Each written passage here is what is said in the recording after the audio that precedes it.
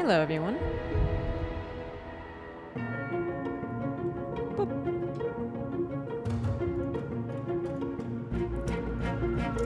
Apollo being super cute, because he's always cute. Good luck in time. I know one's fault. The magnificent Henry is ready to help. Looks like I'll be hanging out with my good friend Bergen. I need to do research on the app. No one builds an empire without sacrifice. If my vows are not taken lightly. Making them a priority. Hopefully we'll get them. Everyone's having a good Tuesday. I took Nugget to the vet, but we won't get her results until tomorrow.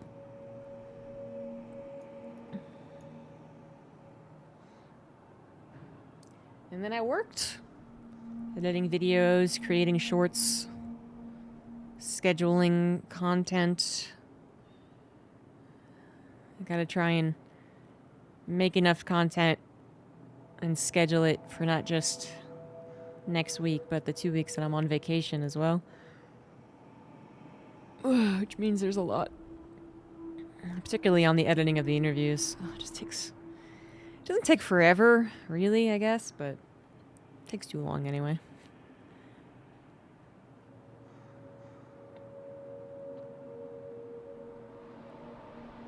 But I think the Crisis We interview that I'm going to release on the Good Luck Have Fun channel is going to be pretty unique.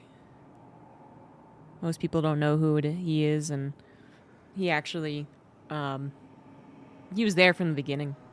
So, he talks about, like, shooting the intros for some of the first Star Leagues. He talks about, being put on both Star League and Pro League as producer, and then having to differentiate them as far as like the stylings so that they're distinct. He talks about I asked why Boxer was so famous. Is there any reason he had? And he talks about a game that's a situation in which fans would probably be very angry, but that's not really public. But Boxer played a show match way early on in the day, like literally the year 2000 or something like that. And he wouldn't leave. Like, he lost, but he wouldn't leave. And, some people would say that's not great. But for a lot of people, they love his, eagerness to win, I guess, or to not lose. So apparently the producer of the show actually went up to Boxer and was like, you should GG now. Like about halfway into the game. Complete the ritual, and I will ensure that the Jinn have a safe haven. I think if fans knew that at the time, they'd be very, very upset. And he talks about like the Kespa and Blizzard stuff, and he had signed an NDA back in the day, but now he can talk about it. It's pretty neat. Alright, so this is my second game playing Mirage, actually. I did play it yesterday. I didn't mean to. But so I know somewhat of what I'm doing. Kind of. He's definitely a unique character. Like, his abilities are not super obvious, in my opinion. But I think I got him. So the first thing that I got... So I'm playing like a tank build, actually. And one of the first thing I got was the Scarabs. So there are times... Only one of us gets to like, I can shoot like 4 at a time. Ideally, well... On many characters or the same character. And then they steal max health from enemies and heal me. Oh wait, no. Stealing max health from enemies and applying bullet resist reduction. And it does, yeah. And then it literally steals the max health, so I am getting healing from it.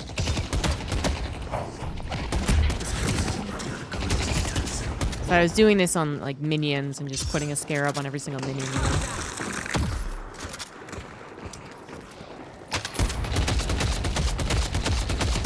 Hey, you're on a habit.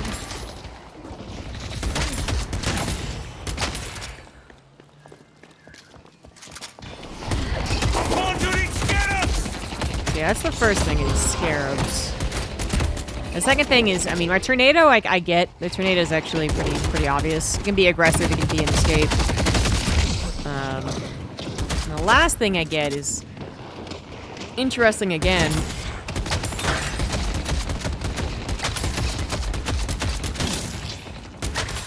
And then his teleport's also pretty obvious. His ultimate teleport. But his 1 and 3 are just kind of weird. Skill shiv.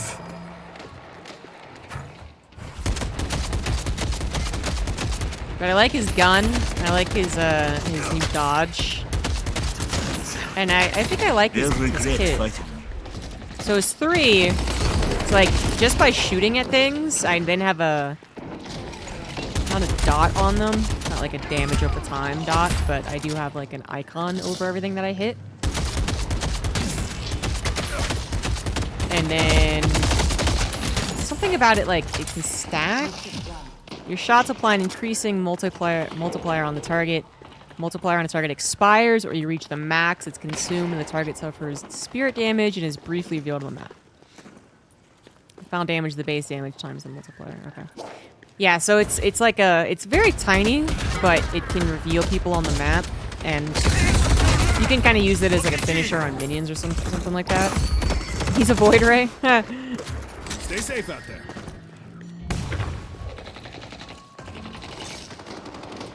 It's been a little weird using them. I did win my game with them, but I didn't do particularly well.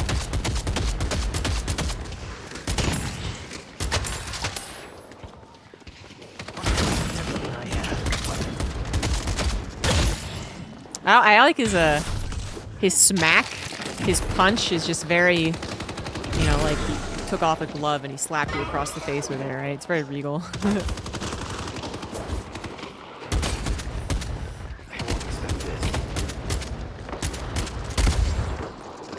Okay. Yeah, I was, I think I played mostly very basic characters, honestly. I mean, my mains in League of Legends, and this was years ago, right? So the characters are almost completely different now. But it was like, Nasus, is that his name? The Egyptian god, the dog guy. Volibear, TF. I played Lux, I think. Lux probably being the most complicated out of all of them. Well, I guess Twisted Fate, you know, you kind of had to like know what the cards were, I guess. But yeah, I don't know. Look who's ready for a 2 a.m. Nothing very complicated, that's for sure.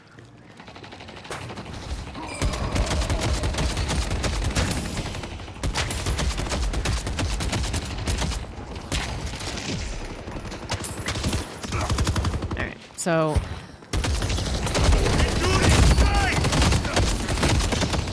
I got scarabs on, and I'm applying that dot, and then I can activate the dot to reveal them and do that little bit of damage, but it'll go off when it expires or reaches the max anyway.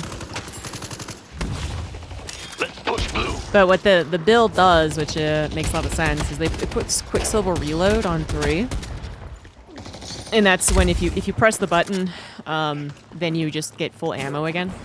It reloads. I don't know however long it takes, but every so often. 12 seconds max frequency. Yeah. And this guy's 3 is just it's got like no cooldown. It's usable. You use it anytime. So there are other characters you put the Quicksilver Reload on and stuff, and you might come into a problem where you can't. You're not reloading as often as you could, I guess, just because of the cooldown. Or whatever ability you put it on. But this one is just no cooldown.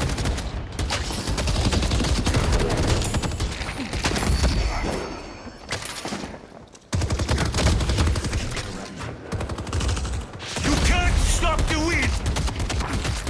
Your life is my life.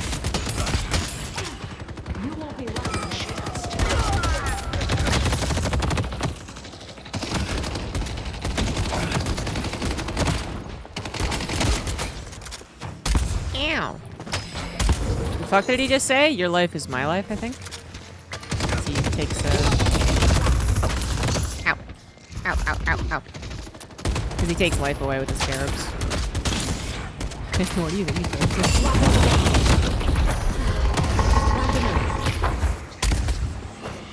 Thanks. Pocket came in at just the right second. I won't lie. I don't know what that does. taken but my our kid blue says none of those guardian. things are Well, mine. that was quick. Fuck. That's not a good sign.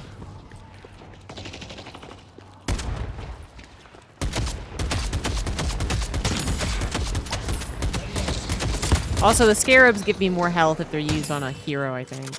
Yeah, health gain from hitting heroes is 3 times as effective as versus non-heroes.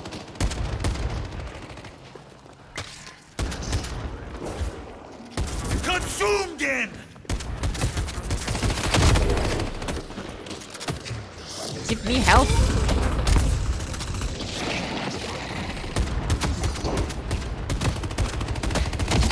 The storm comes for you.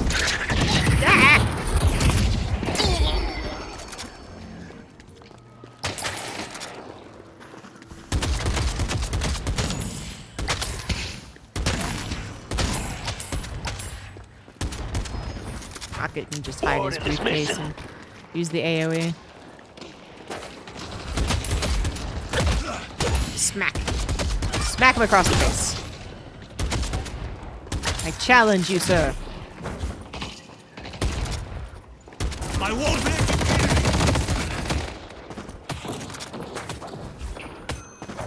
Swing by anytime.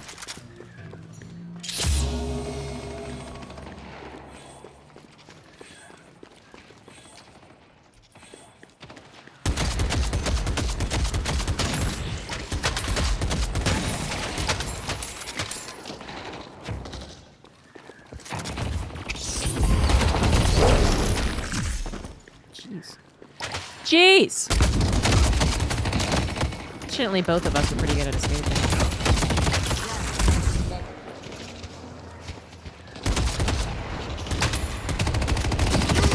Paradox. The warden is missing. I don't know about transforming into them. Wraith will just open. Doesn't sound like a really fun time.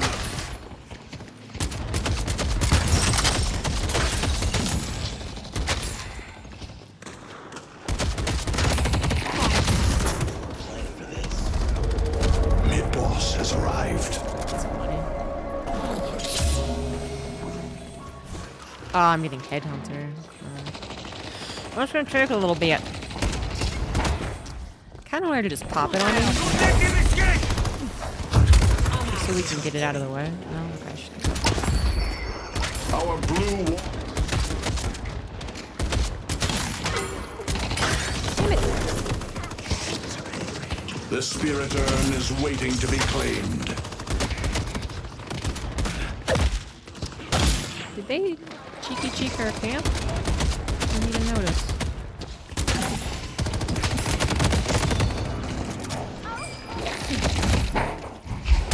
Let them weep. Yeah. Oh shit! Where the fuck did Warden come from?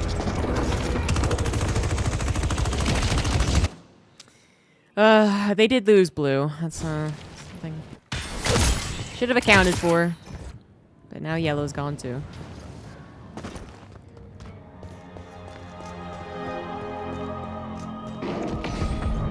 They've destroyed It's gone, the buddy. guardian on yellow. I should still try and get theirs. Maybe they'll go overreact to blue. Let's go mid. Power is yours to wield.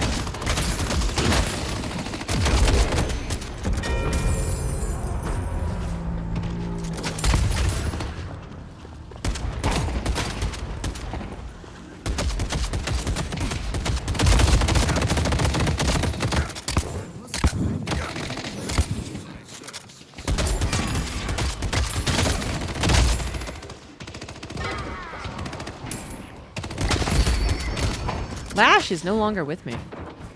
I realize that now.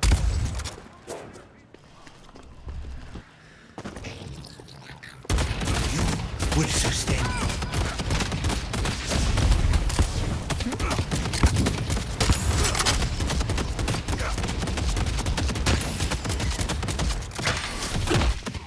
Smack him.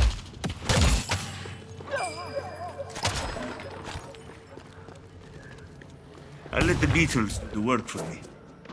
Our blue walker is back. Where is everyone? Jesus. Headed to Broadway. Everyone's dying on green.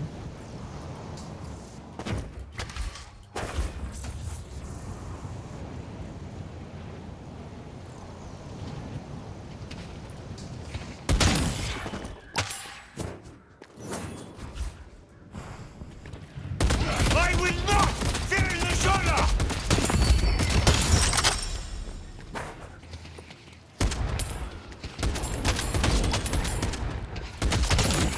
Headed to park.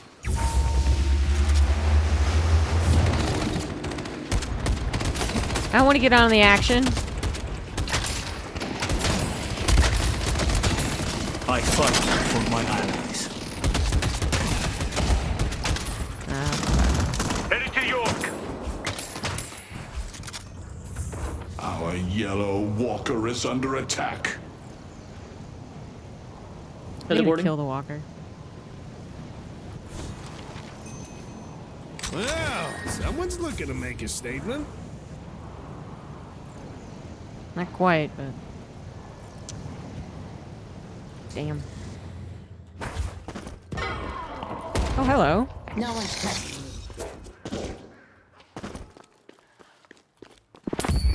me. Your patron cries for blood. Get up right!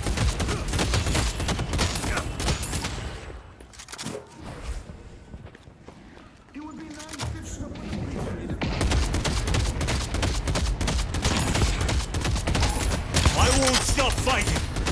Green walker is under attack. They destroyed the guardian on green. Headed to green. He scared us. Yep.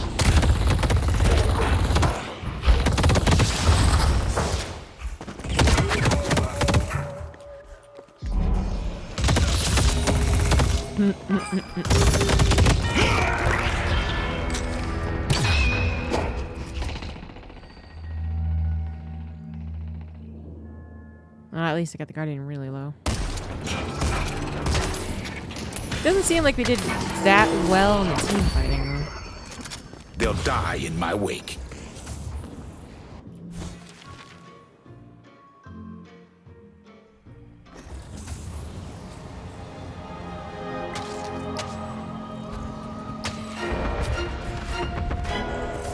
Let's push yellow. The spirit urn is waiting to be claimed. No one going after bridge boss. I will go after bridge boss. Pull back.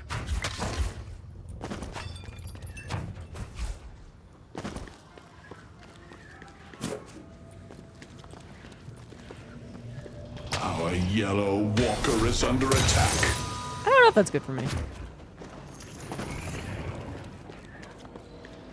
Headed to blue.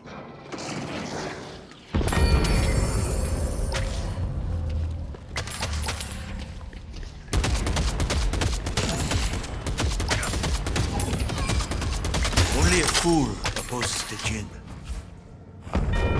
They've taken our yellow walker. It's done.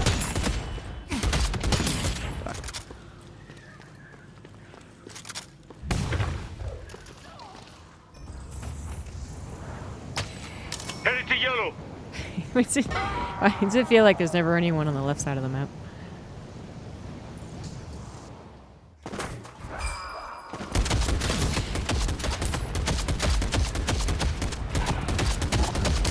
I have been blessed by the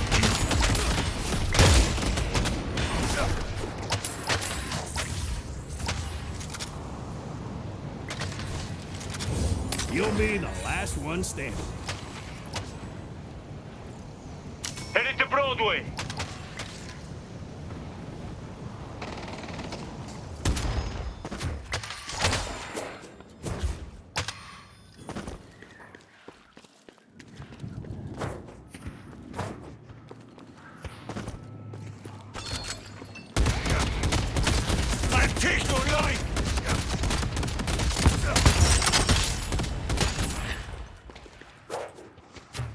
Warden stole our casino thingy.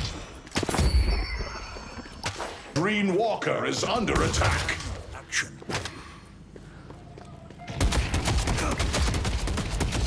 I will heal, and you will die.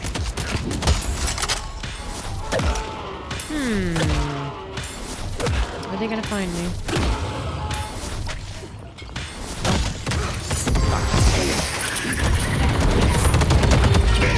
And I didn't even get it.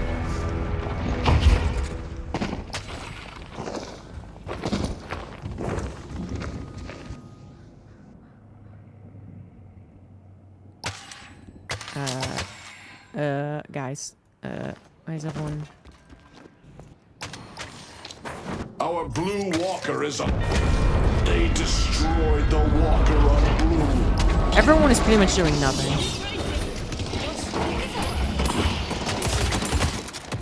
We could have been there to save Blue Walker.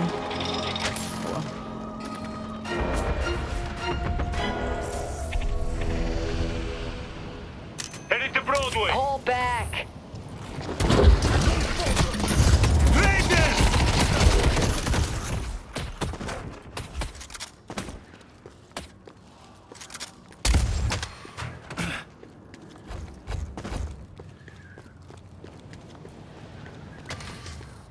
Teleporting.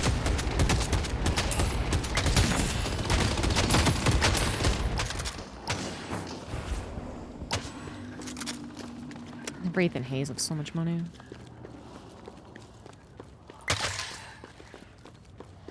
I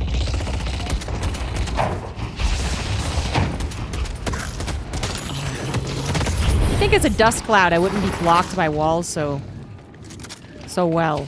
But no.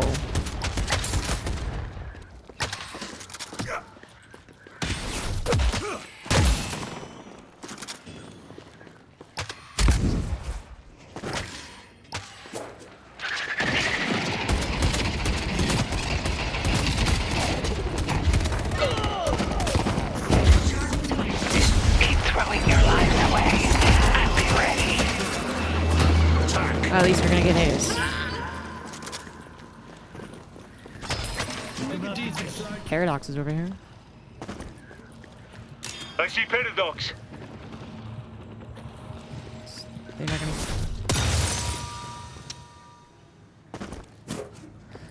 Would have been better on someone else. I don't know.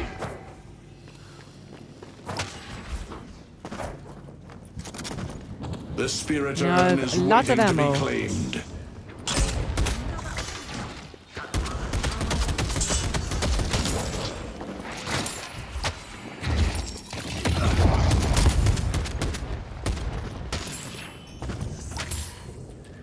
All of our camps are cleared out.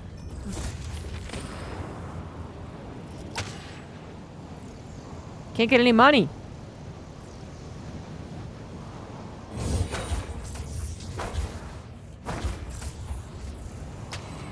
Headed to Yellow.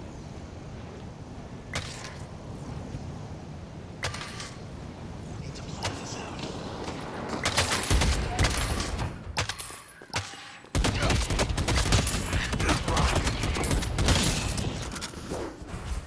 Are we not quite down? 10k Right here. Thanks for the or 10%? Or just barely in the advantageous possession.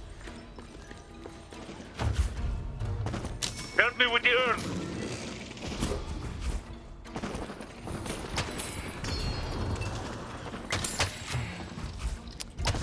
I see Yamato. Oh, Warden. it's going down.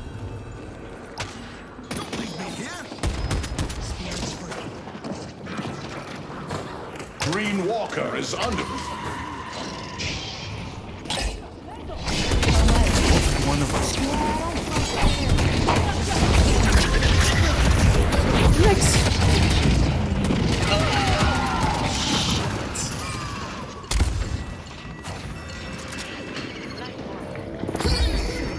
Nice work.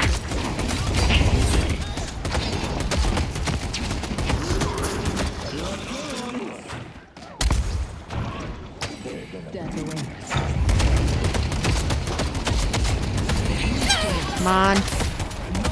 This should cut them down. Hey, we actually did it. Fuck. The best of society has your number. I thought that was rather grim looking after 2 of our characters died. But that ended up being brilliant.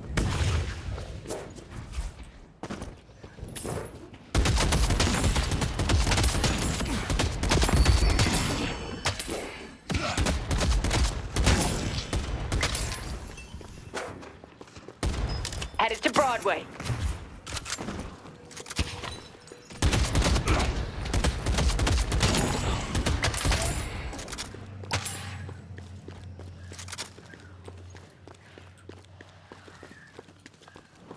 I'd like to get some scouting if we could.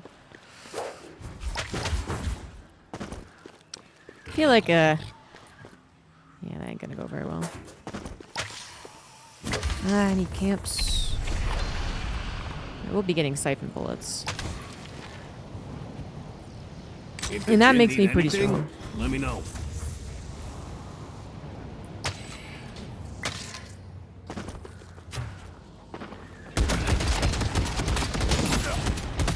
The team farm isn't balanced? No, Wraith's a little piggy. Has yet to really perform with the extreme orb advantage that she has. But get there eventually. Oh, bitch. Oh, son of a gun.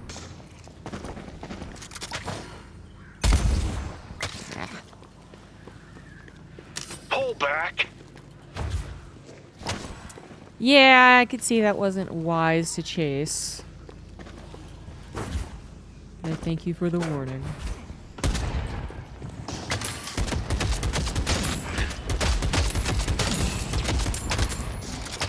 There's gonna be 3 here. Ult it early.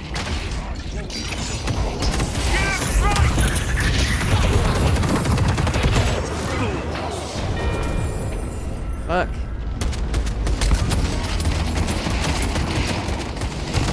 Only a fool.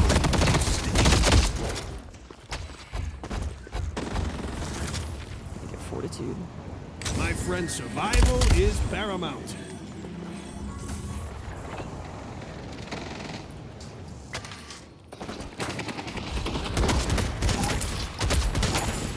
Like a pocket's just in the back waiting for a perfect opportunity. The spirit urn.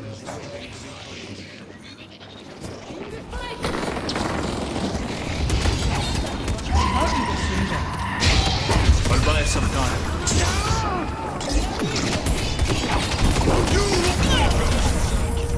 It was your actions that brought death upon you. Let's push Broadway. To cinders. Let's get the waka.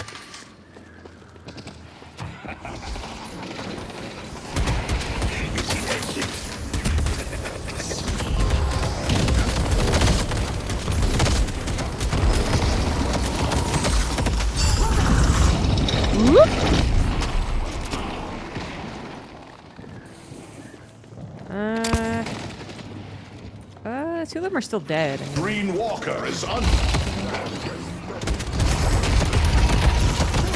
Oh, shit. The wind will catch them. Warden did a good job popping up on this. Nice work. Should have retreated when I thought we should have. Fuck.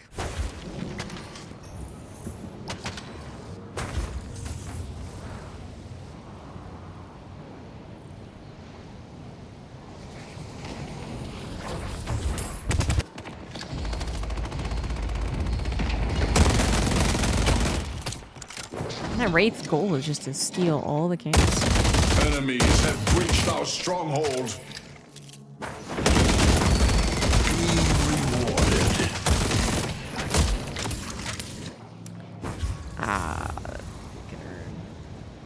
Soul urn is here. The urn has been dropped. Okay. I was gonna. They're gonna mid instead. Yep.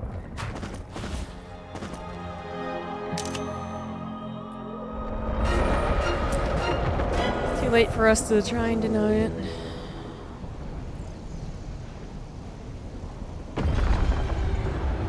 Pull back.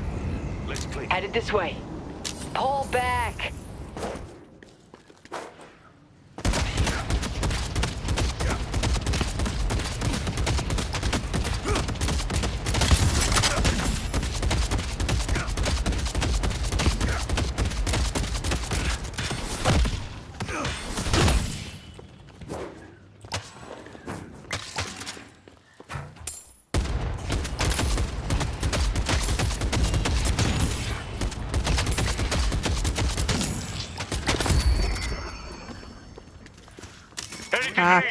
It's under attack. Christ's gonna kill that. They destroyed the walker. Pretty sure it was on death's door anyway.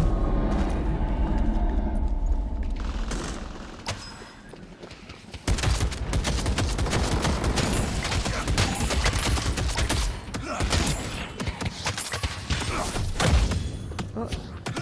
Team battle.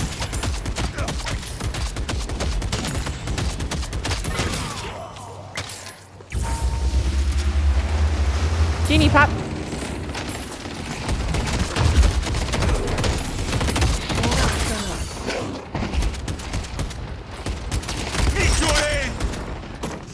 Warden's coming. Warden's coming. Nice. Pretty confident for someone who's almost dead. Protect the stronghold. Speaking of the enemy said.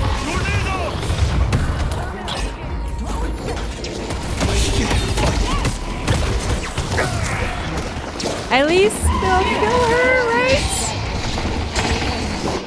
No? Yes, please? Come on, come on, come on, come on. In furnace, your fire will only burn brighter.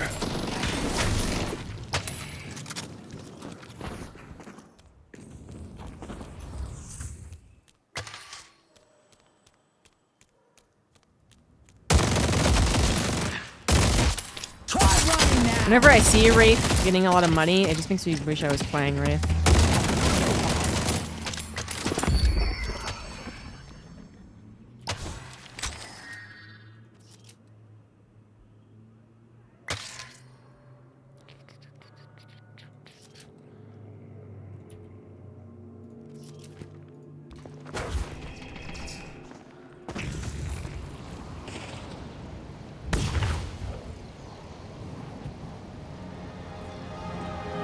The spirit urn is waiting to be claimed.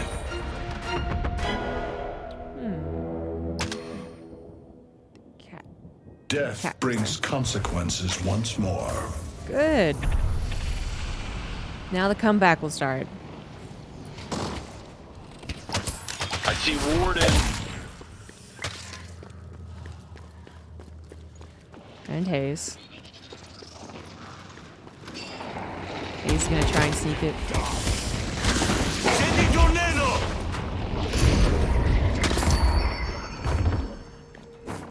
Meh.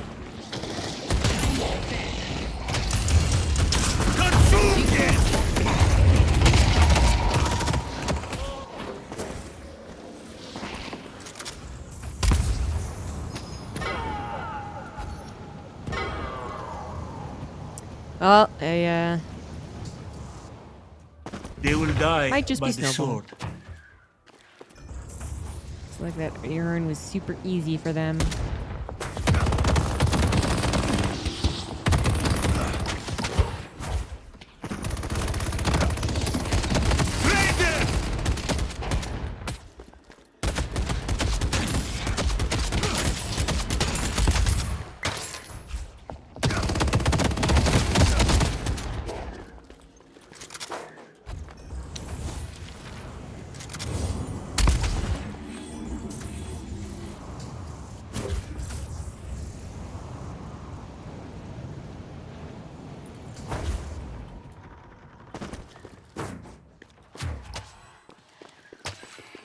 $44K, and she's still only 105. The fuck is this Wraith doing? Enemies have reached our stronghold. It's could be the jackass who just farms and never helps. I think they actually would have had way more.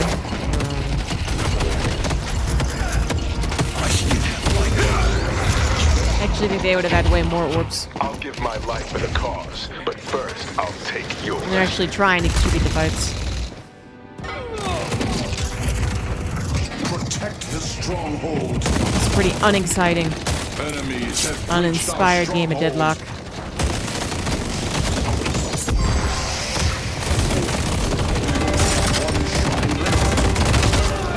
Probably, maybe. I don't know. We need to stop them from progressing further.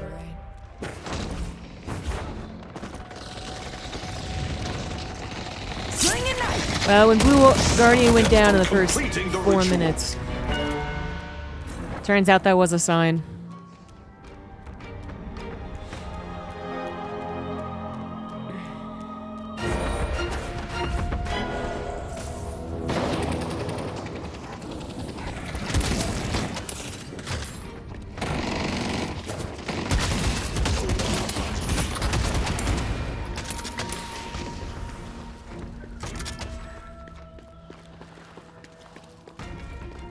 Headed to blue.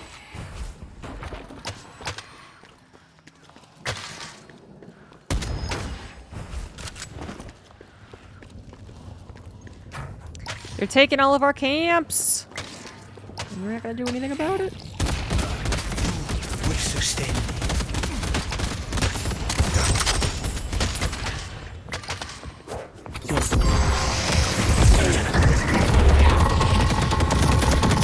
Elements.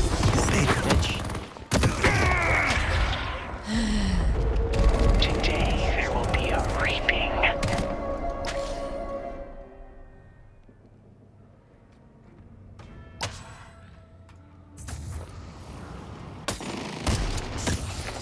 Lay down. Pull back. There's a radio somewhere? In the car in the backseat? New York being so dangerous. We cannot last them. Probably should have just stayed in the suitcase.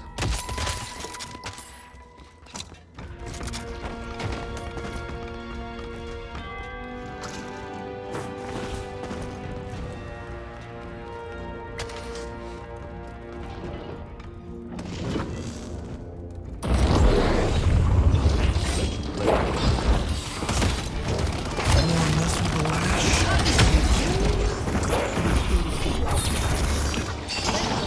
I think with a 60k deficit, I'm ready to call it. Look at that, the Wraith still only has 2 kills. I really would expect it to be a little more of that much. Just utterly one-sided. It's not fair, I'm still learning this character. Just go away. I think I can be way more active with him. I think I'm still not used to using all of his abilities. So they go unused for far too long.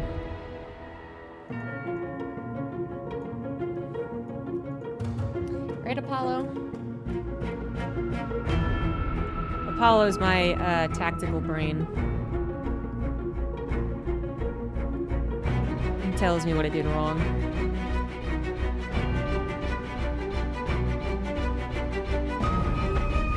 Clearly what I did wrong is I didn't pet him enough.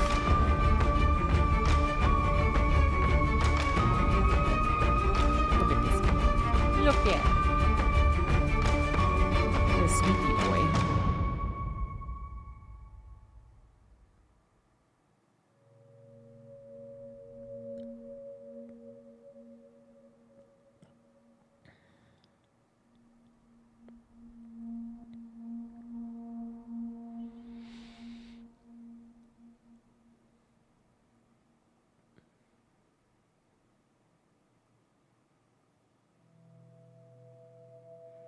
When does Wheel of Time episodes even come out? Time.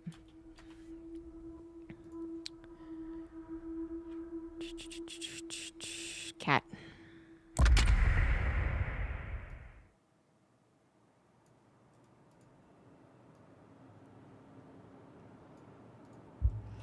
Time release schedule. That's the one.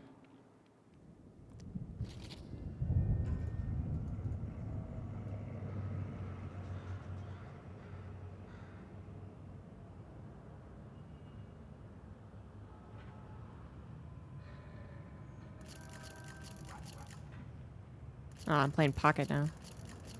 But we're in lobby.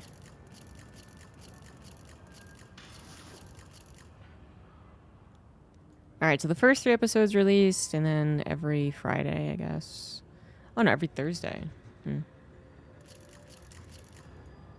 Even though I think it's underwhelming, I still will watch it. It's the only adaptation of Wheel of Time we're gonna get for quite some time, I think. Not that the first attempt wasn't brilliant.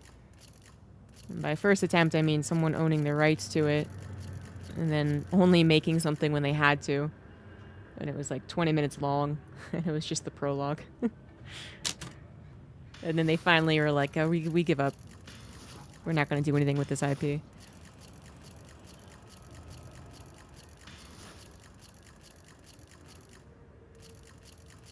Yeah, we're just stuck in lobby. So that's why I'm just showing you my cat. Cat's far more interesting. Other team's waiting for a 6th. That's never going to come, I guess.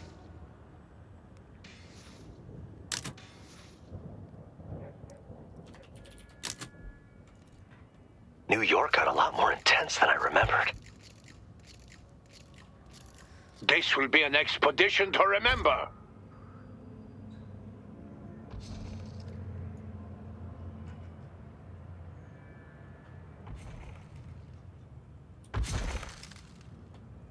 Hello? Deadlock. Tugging braids. Needs more tugging braids. Has Nynaeve even tugged a braid once in this series? It's not nearly enough.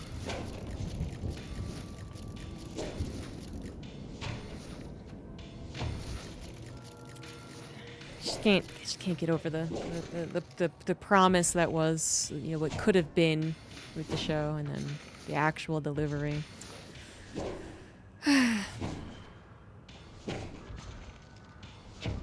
I think Deadlock will catch on. I think it's basically guaranteed, right? I don't know if Valve will push the esports. To be fair, I don't know. I haven't paid enough attention to the company that is Valve. All I know is that they oh, well, good. Ah, why did they win? Ah, not fair.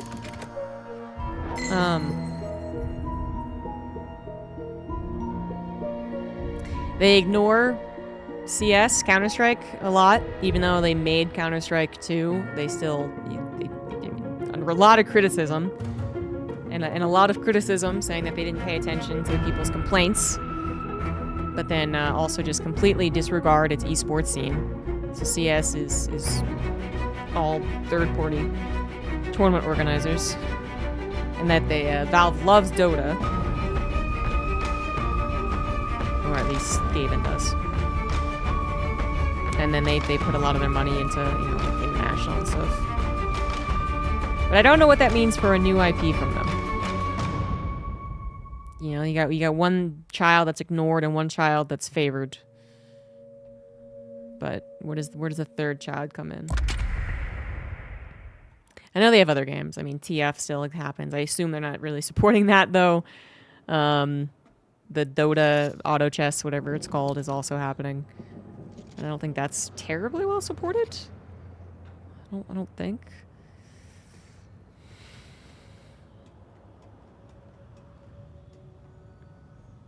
Yeah, I think, well, I mean, it's always interesting hearing what people's ideas are as to why esports are going this way or that. You know, I think the international is just, you know, it's kind of unsustainable. Well, certainly to get bigger and better internationals is unsustainable. The line must go up and just, you know, has to have an end. And then as soon as it's not as you know, better than the last international, people just start calling dead game and just self-inflict damage. This is how I stayed alive all these years.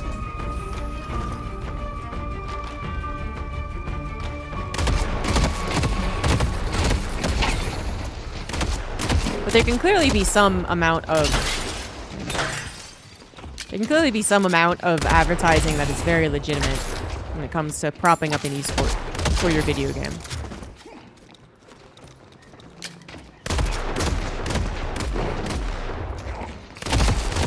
And presumably this is going to have a crap ton of skins. And so usually some amount of advertisement in the form of esports happens. But even if that doesn't happen, you know, if Valve puts any amount of effort into actually advertising the game, which they don't do right now, but if they do, you know, I think that'll be a lot of people playing it. And if a lot of people play it, then tournament organizers will take some amount of interest in it. And let's be real, like, it might even be totally short-lived excitement from the esports side of things. I think there's been a lot of examples of some promising game. For some reason or another, the game itself is good, or it's a new take on things, or it is propped up by a well-established company that tournament organizers then jump on. You know, you got like people being like, here's a $10,000 tournament for like Heroes of the Storm beta. And it's because, you know, the belief was there that it would be the next big esport. And that Blizzard would, you know, is a company that was reliable to be, my you know, life before, and it'll do it again. Interested in esports and propping esports up. Was very much past tense. And then everyone and their moms jumped off on Heroes of the Storm, right? So, I guess my answer in summary is that I think no matter what, this game will be popular, just being Valve's third main, like, IP, I guess, right? Plus, I think it's a very good game. I really enjoy it, but kind of aside from my feelings. There'll be a big rush to actually get esports from a lot of, like, organizers who aren't big dogs as they try and get a foothold. Particularly if there's any amount of rumors that,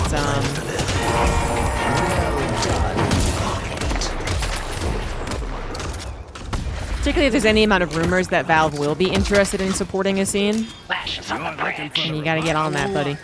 I don't know what that does, but my kid says all the but then as far as, like, beyond that, like, a multi-year commitment with, like, a league, seasons, online broadcasts, regionals, you know, that I don't know. That I can't really confirm or deny. But I think there'll be a clamor when Deadlock actually releases and Valve is advertising it and putting it on the main page, and it has skins and, you know, 12 more heroes or however much they're gonna add before they actually release it. And then Valve themselves will probably at least do some form of advertising, again, as esports or just like shows, so they're going to hire probably a lot of the people they already work with, to be honest. Like, I wouldn't be surprised if they're already eyeing what's-her-face, Sheever, for some opportunities, which, you know, is fine, but I don't know. Welcome! She seems like a lovely person. I actually don't think she's that great of a host. But whatever, anyway. I need this to work. Any other, like, names that are really easy to grab, like Wavepunk and the Twitch Rival stuff, they'll probably do something with that and have, like, a show match with Shroud and everyone, right? All the things that big companies with a lot of money can do just to get it done. And then whether it's a massive success or not doesn't really affect their bottom line that much.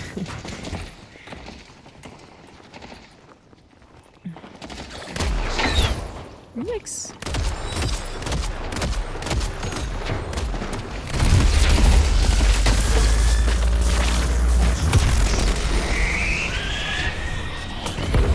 Alright.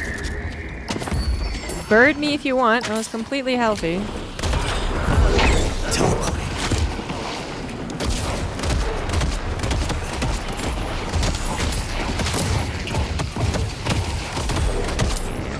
If they just stay in place for my little briefcase attack, it's great.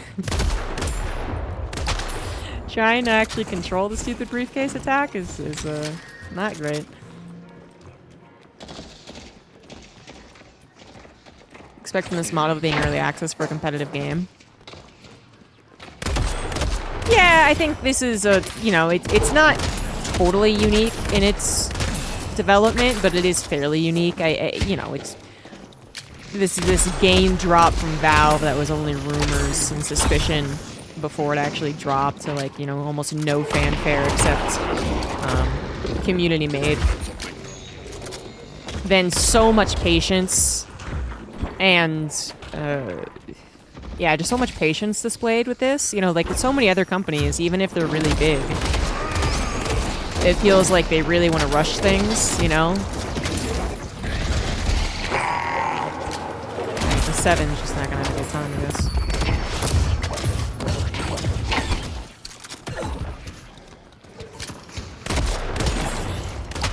So, you know, for instance, I would say most other companies in Deadlock's position right now, and that is Deadlock having trouble with matchmaking because of the limited player pool. I think a lot of companies would bow to the pressure and be like, yeah, you're right, shit, like, if we're gonna make this work, we're gonna have to, like, release it and, you know, start advertising and do all the things, and the higher-ups are breathing down our necks and whatever, and it just feels like Valve is like, we don't really care. There's even a slight chance that we just totally don't even finish this game. And you're like, well, that doesn't make any sense, right? And then Valve's like, well, I don't fucking care. If it's not good, it's not good. Get the fuck out of here. We don't need it. Obviously, I hope they don't do. 7, though.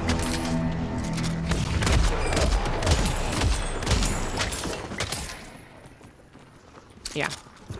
So it is kind of unique. Not totally, but it is kind of unique. And so the expectations for what happens when it decides to fully release and anything else alongside that is just, it's hard to say. It's really hard to say.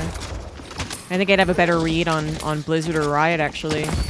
Even though Blizzard, you know, really sucks right now. I think I'd have a pretty good read. Like, whenever they release that StarCraft shooter, if it actually gets finished, first of all, third time's the charm, maybe. I see Krill. Go back.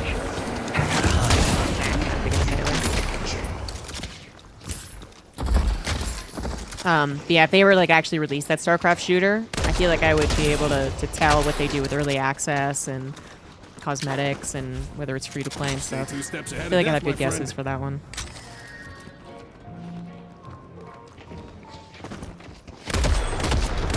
Yeah, I mean, this is the only other game that's attached, making me so attached to it, you know. There's not many other games on my Steam profile that has 300 hours played. I have eyes on Krill. Age of Darkness, I think, is like 150 now. 7's missing. Northgard might have like 100, but these are games that I've also owned for years. And none of them were competitive.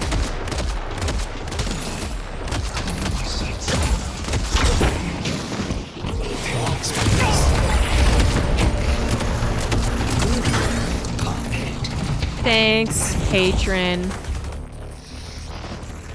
Mom's proud of me. Anyways, but my hope is you know, obviously it would be great if this turned out to be big and then I could do all the things that I am envious of other people doing. I mean, I'm not gonna lie, there's a lot of envy going around right now whenever I look at other esports, and I feel really bad too because a lot of times I'm watching friends, like they tweet something and that's why I'm able to watch it, right? But I'll be like, I could do better than them.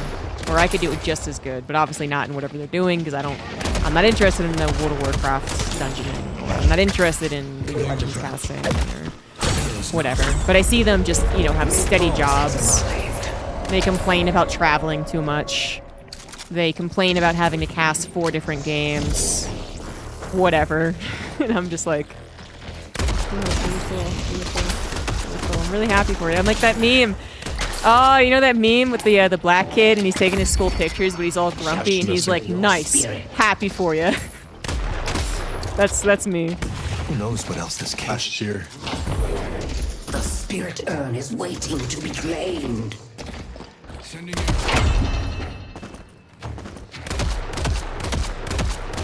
But even if I don't get that, right? Even if I have to work my way from the ground up, just like I did in StarCraft, which would be very unfortunate, but you know, I don't want to set my expectations too high. Yes. You know, if it's actually just like a bigger esport, then there's so much you can do outside of being the person who's hired to cast stuff that is above kind of just being a streamer content creator, but is below being the super,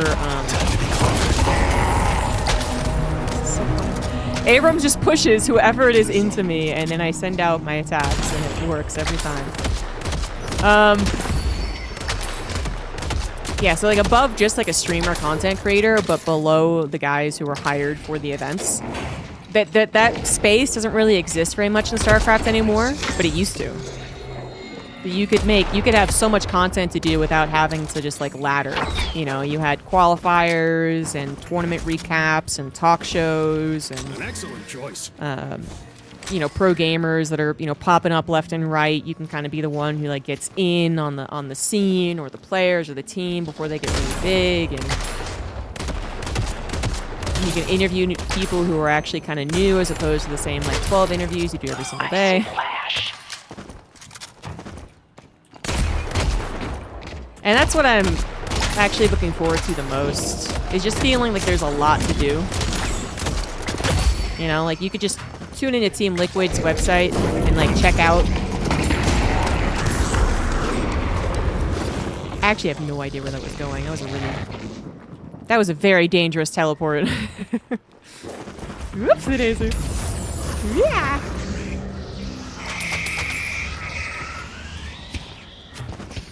Go back.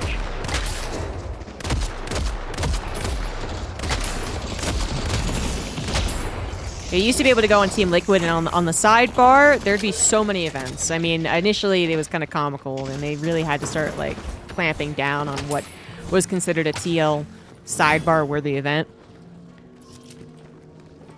So I think it was like, I don't think it is anymore, but I swear to God there was some period of time with the TL sidebar, if you wanted a featured event, it had to have a prize pool of over like $1,000 maybe? Maybe 500, something like that.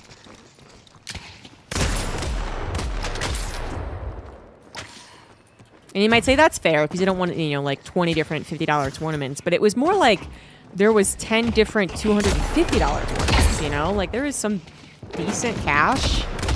When you combined everything, there was actually an amazing amount of cash. But obviously no one did other than. I see krill. But there's also just a lot to cover.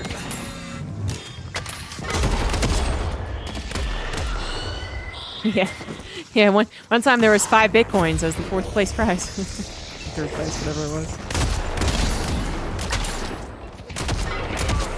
And yeah, that era can kind of exist for other games right now. I don't think there's ever going to be anything exactly like the golden era of StarCraft, just because that really was the Wild West that every game has learned from. Now, Blizzard, interestingly enough, has not learned from all of its failures as esports, but most other things have learned, you know?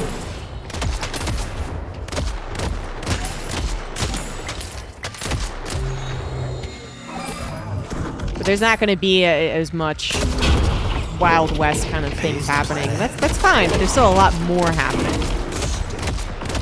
than there currently is with StarCraft and League of Legends or Dota or I don't know what else. Whoops, that was the wrong button.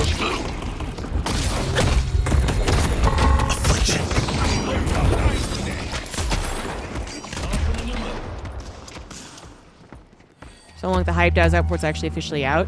Well, yes, that's always a worry. I don't disagree. That's always a worry. But I think what actually kind of is working in their favor, believe it or not, is the complete and utter lack of caring right now. Like, I feel like it would be way worse if Valve was some sad guy who's, like, selling lemonade at a lemonade stand, and they're like, please, for the love of God, buy my lemonade, play our game. Here, we put on a $5,000 show match between, trying to think of a relative, like a relevant team. my first instinct is to say like Team Liquid versus EG, and I'm like, I'm not sure that's. I don't think that really matters anymore. Team Liquid is still fine, but EG is just a laughing stock at this point. Go out there. But you know what I mean? Like they find like, I don't know, FaZe versus Astralis or something, right? They dig into like CS or Dota teams. And they're like, watch, they're playing Deadlock. Look at it. Look, why aren't you watching? Why aren't you interested? What are you doing?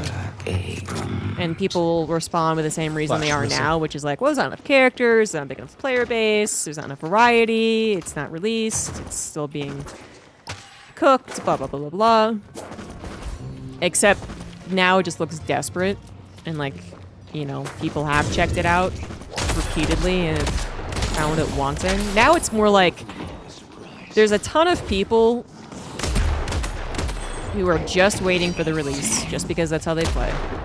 There are a ton of people who never got the invite and don't want to take that extra step to get the invite, and that's fair. That's fine. They will play it when it's fully released. Let's take out Grill. And by kind of having an almost cavalier attitude to it, I feel like Valve is ensuring that it's not just the Yellow Guardian has been destroyed.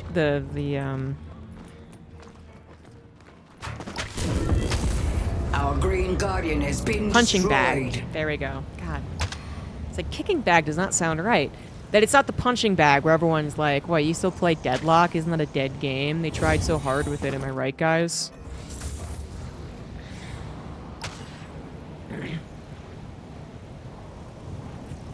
Yeah, that's a great example. The other direction is Stormgate. That's actually, yeah, unfortunately, a really good example. Like, I think you already have a much better base game. People were allowed to try it without any pressure whatsoever, as far as I understand. You know, there wasn't any attempt to gather streamers and whatnot. It was just Valve released a new game. So obviously every streamer just immediately jumped on to play it. To fight. And then if they didn't want to play it anymore, there was no almost like begging them to come back, which kind of happened in Stormgate. But almost all of them found it to be a good game, you know, whether it was great or mediocre or worthy of their continued time was a different question, but most people, I think, agreed it was a good idea.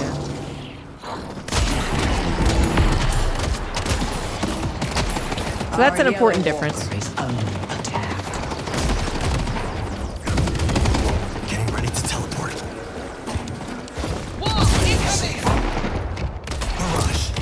Get out of the way, minion! Fucking minion.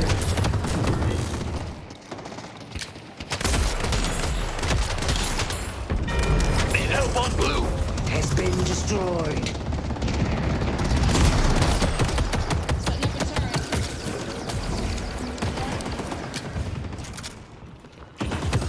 And then hosting the show matches, and calling in favors, and displaying a half-baked game in a variety of forms.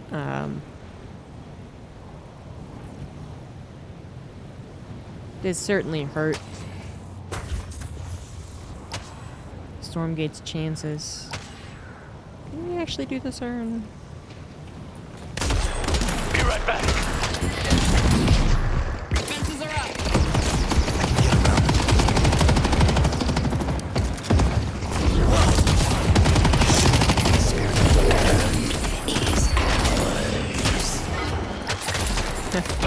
Sacrifice yourself for the greater good.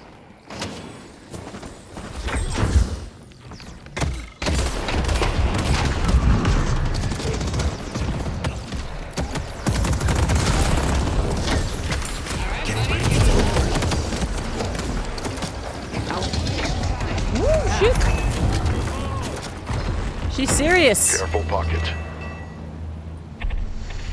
Be right back. Don't mind the blood on that. It's gently used. Yeah, that's what we were talking about with the freedom that Valve has. It's kind of unprecedented. I would say Valorant was kind of...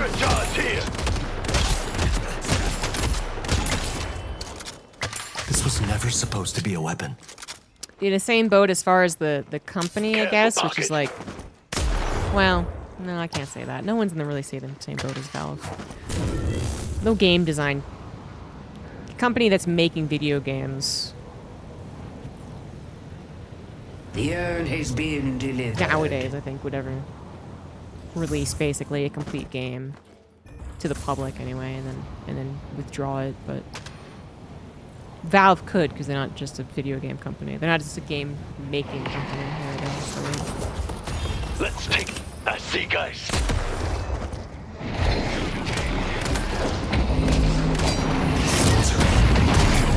Our green walker is under attack.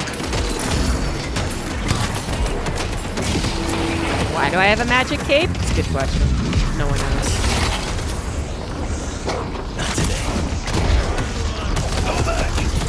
No, did I get it? Wow, I got all of them. Jesus Christ. Worth? Question mark?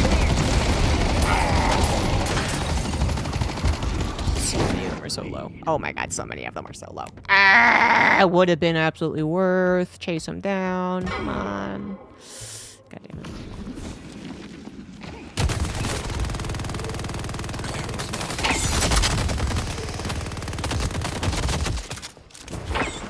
I don't remember the beginning of Valorant's, like, early access and stuff. I don't remember. I wasn't a part of it. But I do remember that their esport was not doing very well for the first, like, year. The viewership was not there. But now I guess it's fine. I don't know. I haven't looked in a while.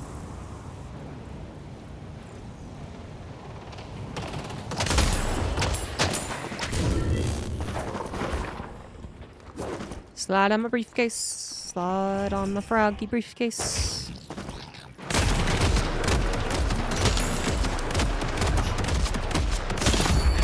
My strength will be yours.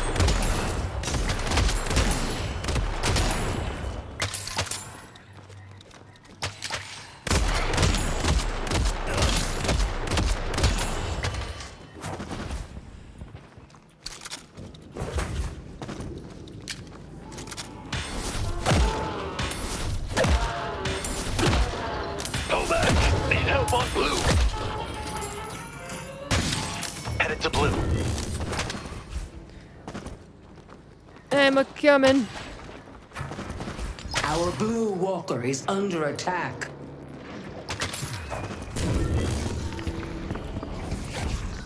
Run away.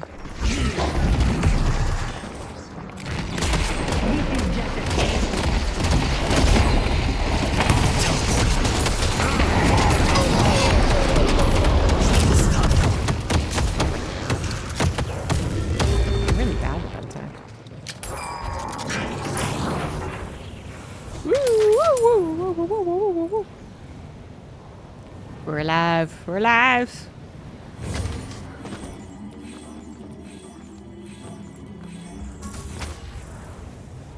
Headed to blue. No. They are not alive. Man, I really wanted that soul orb. Our blue walker is under attack.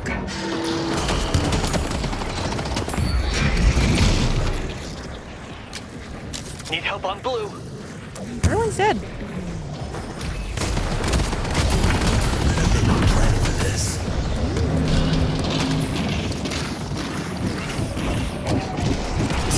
Running out of ghosts anytime soon.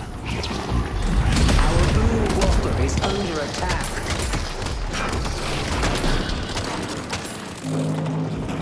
Thanks, Walker.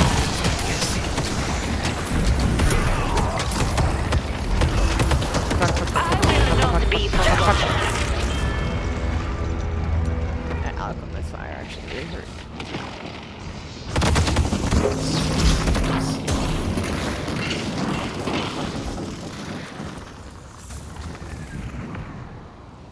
Like our lane was so good, and now we're doing so bad. Under attack.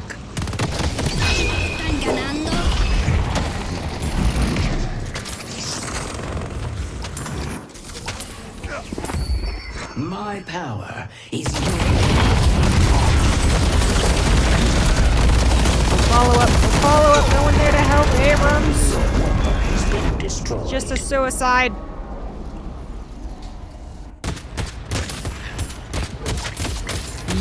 Zoinks! We're down to 1 walker. We have 3 walkers and a guardian. Gadzooks. We're in trouble. Spirit Urn is here.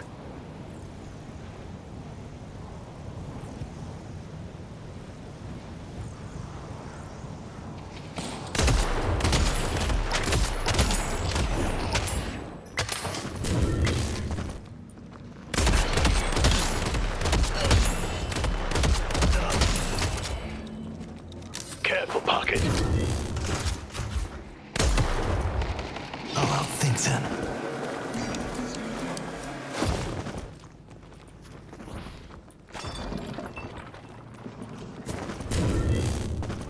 Our yellow walker is under attack.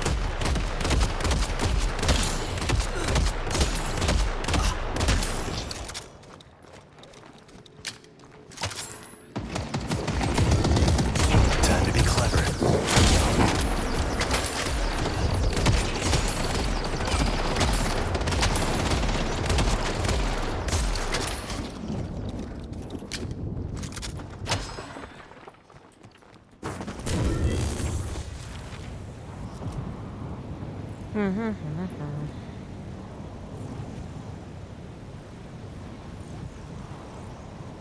You can spend Daddy's money here whenever you want. Headed this way.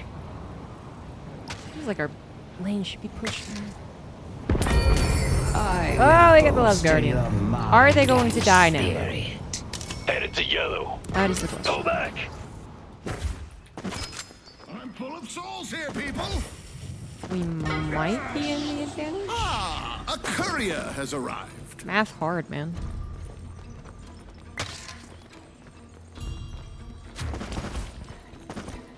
Can't believe I'm gonna have to do math on stream. for Our the yellow soldier. walker is under attack. I'm hoping they win the battle. Look out for Lash!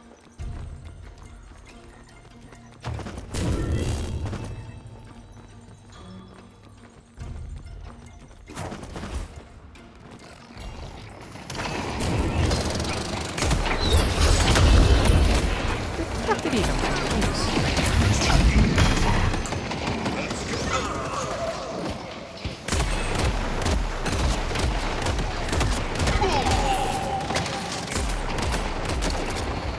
Pull back. Our yellow walker has been defeated. Holy shit, we took a terrible fight. Hope you win whatever The fight you're spirit about to urn is start. waiting to be claimed. Jesus Christ.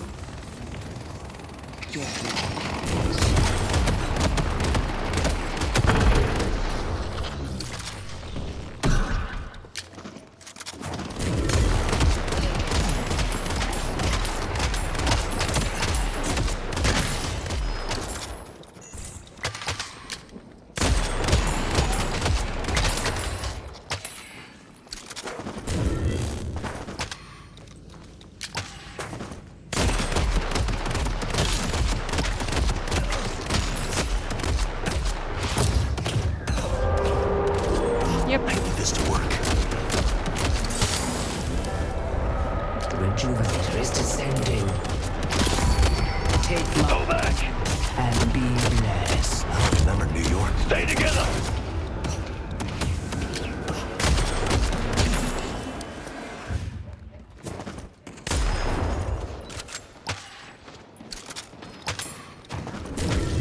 This case is full of surprises. Yeah, there's a gigantic frog in it.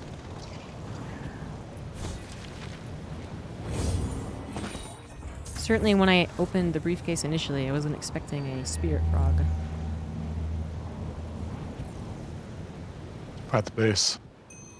Let's take out Crew. Flash is there. Maybe there's a chance all of them to get to defend their home, but nope.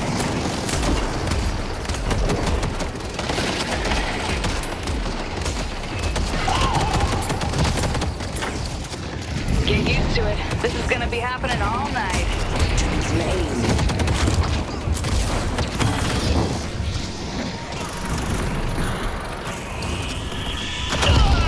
No!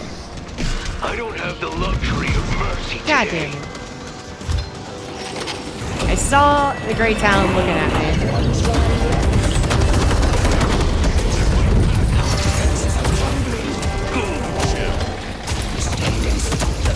This is just the beginning. Talon is mercy. Nope, that's another loss. And we must respond in kind.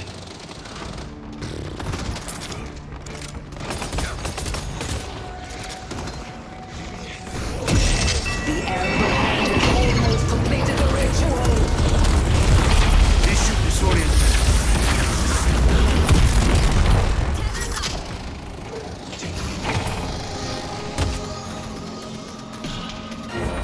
We need to make a stand and stop them. Everything I have.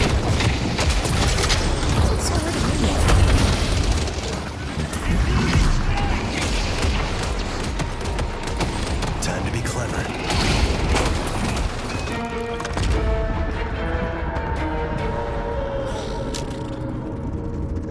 Well fought. At least it was pretty quick. It's not bad. Alright, uno más.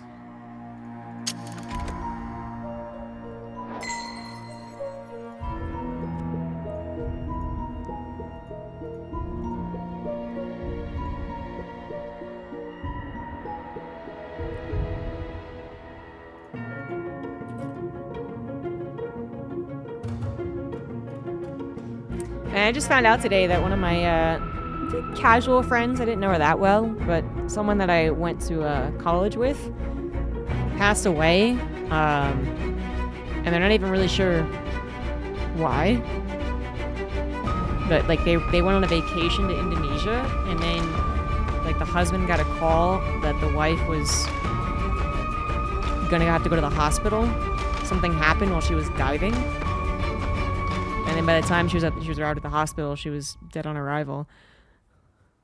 It's very shocking. I wonder if it was like an animal, like some the super deadly octopus thing, or like what happens when you're diving.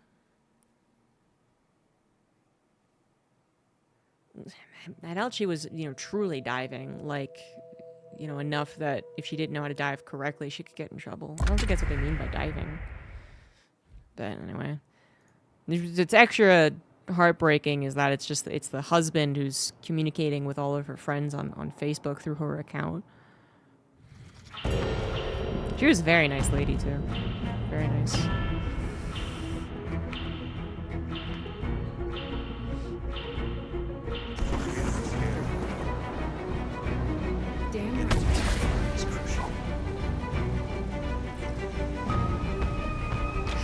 It is rough. I don't know. I think it's just the whole package together, which is very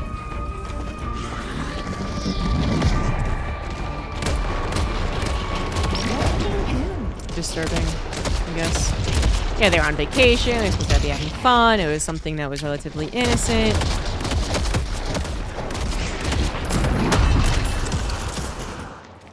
Again, I assume. I really don't think she was like some serious diver. Could have been.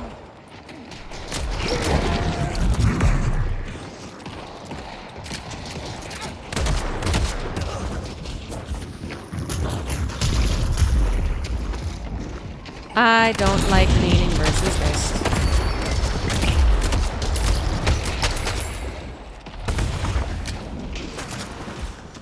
Welcome! Good luck completing the ritual.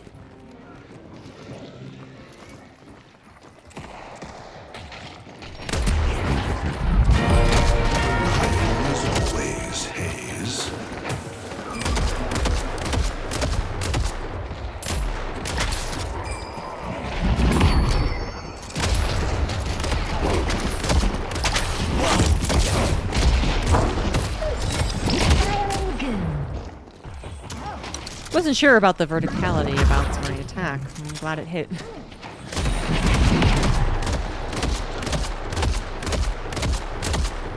I hope Viscous gets in a range of him. In this case, I'm dead.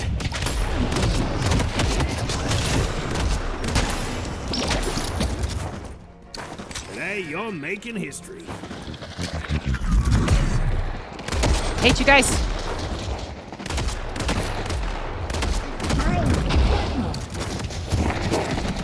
Yeah, that's right. Back up.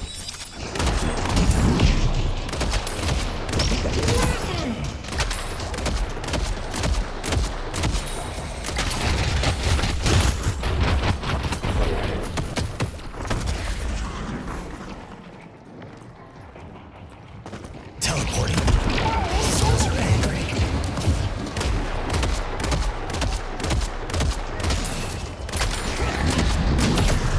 Oh, stupid grenade.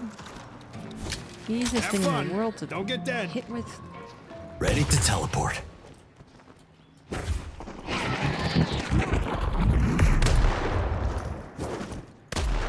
Ah, really?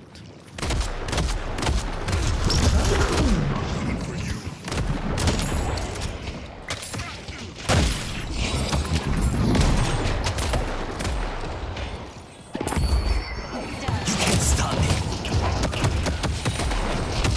Time to be clever.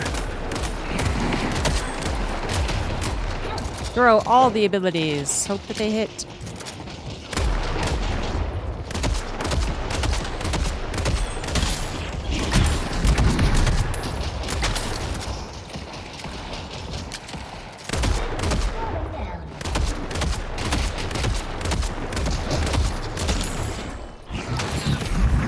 They won't respect this.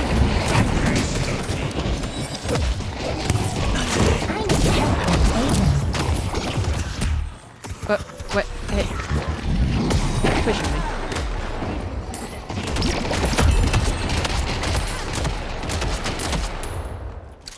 Getting ready to teleport. No, we are not. So close to dead. God. Don't mind the blood on that. It's gently used.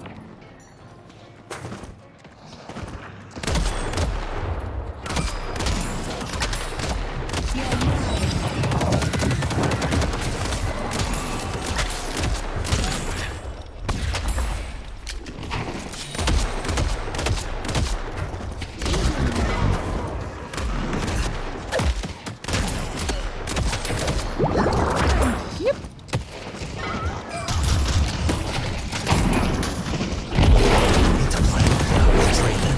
I missed, damn it. Channeling spirits.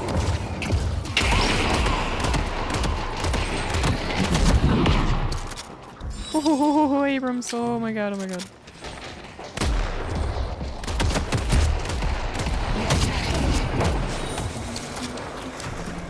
Unnamed not getting Goose shot. Guardian? I feel like I played against that name before.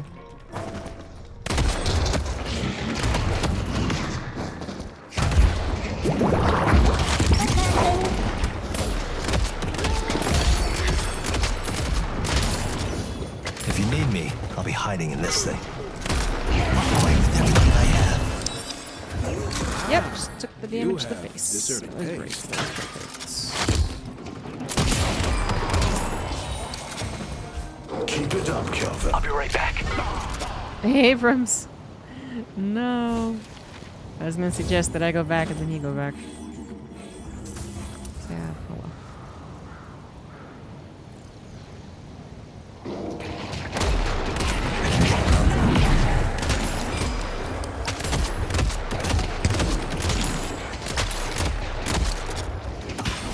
Going to shop.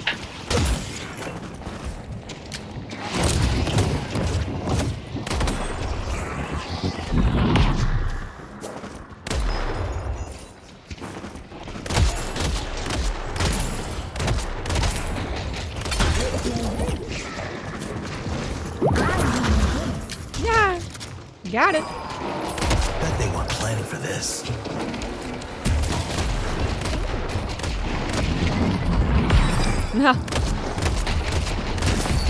Sad Abrams when you can't push your shoulder into someone.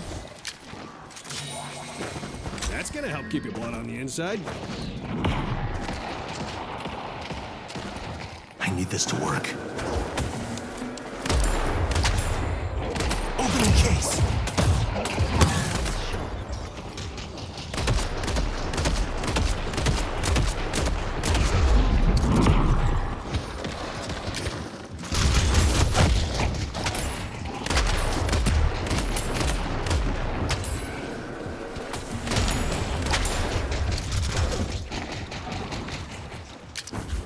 Come at us, you fools! Oh shit, Abrams went after them. No! Finally safe.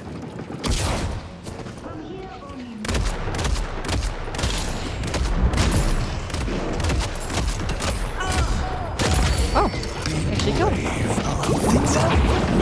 Safe in here. Mo and Krill are gone. I don't want to get my only win because someone disconnected.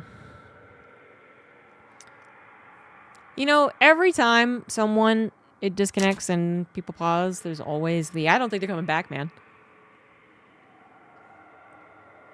And I feel like it's only 50% of the time, is that true, that they actually rage quit?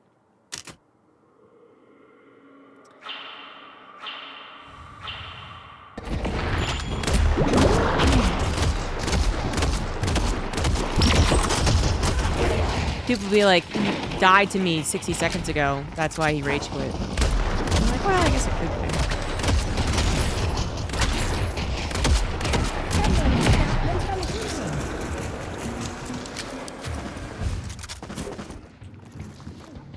be. Cheeky Abrams.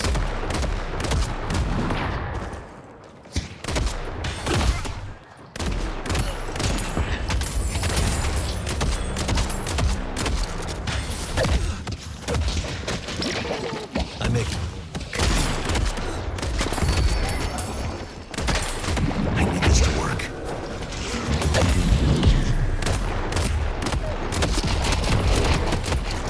I want to use my ult on you. Not me, use it.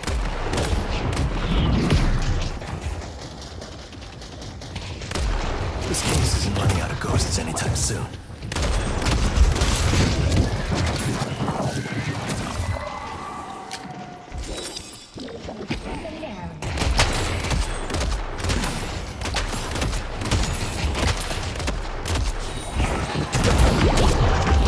Bet they weren't planning for this. We cannot last No!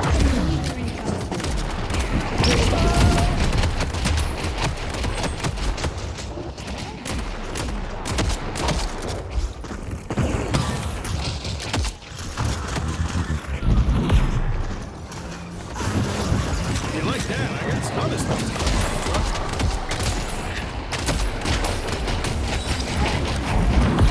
New York means some danger over there.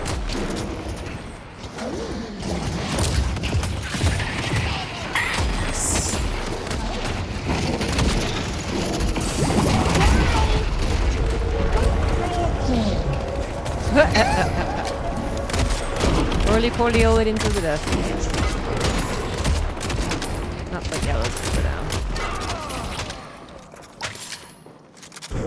Why is everyone here? Don't let him.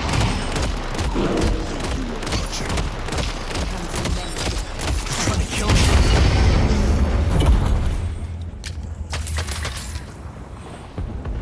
They've taken our yellow guardian. Yeah, too bad about that.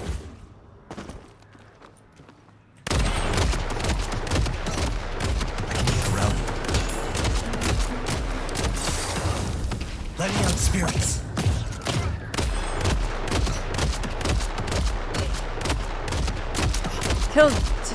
It takes a lot to kill this in there.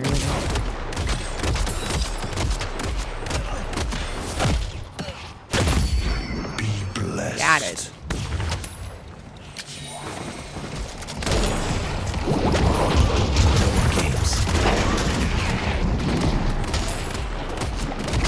The question is, do they have debuff remover? No, they do not.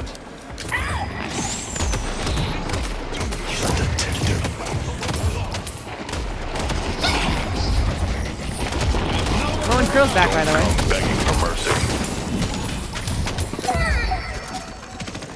Poor little Viscous. Little puddle. Taken our green guardian.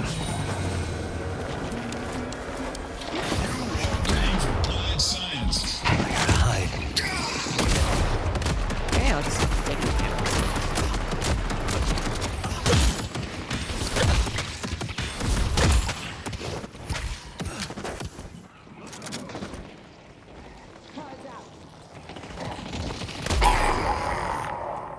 I helped. Green Walker is under attack. Someone go grab green. Someone go grab green. Wraith, go grab green.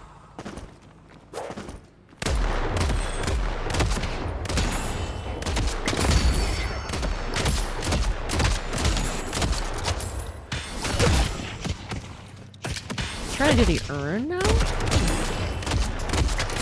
It's interesting for us.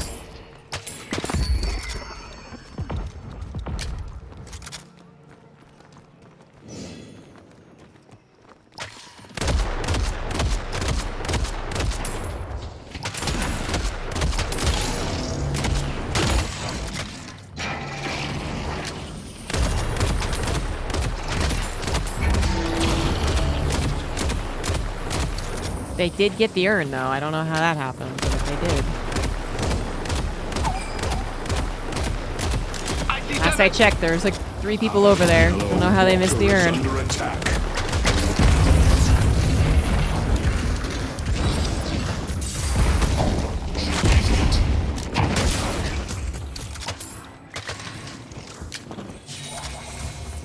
Fortunately, their Mo and Krill is under-leveled.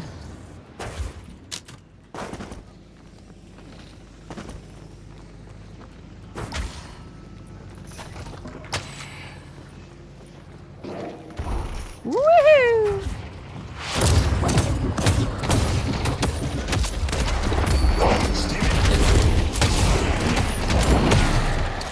Oh. Need help on blue.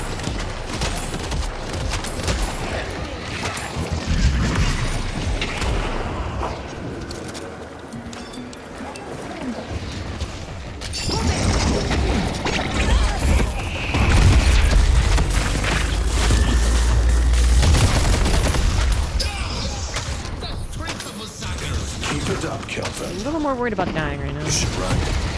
Oh, that stuff's pretty good.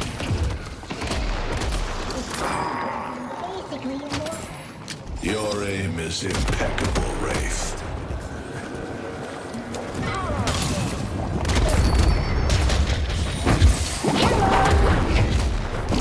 I see Viscous. Get him! Nice. Let's push blue. Hear that I'm on a roll, yes? Our yellow walker Oh, we didn't is kill him under in attack. coordination enough. Pull back. He respawns in perfect intervals. I hope I'm not a monster for using this. Hope you win whatever fight you're about to Frog? I mean, he might be. This might be something we call PETA about, honestly. He's got a frog stored in his briefcase. Forces it to hang on to zip lines. They've taken our blue guardian. Survivor? I see Dynamo.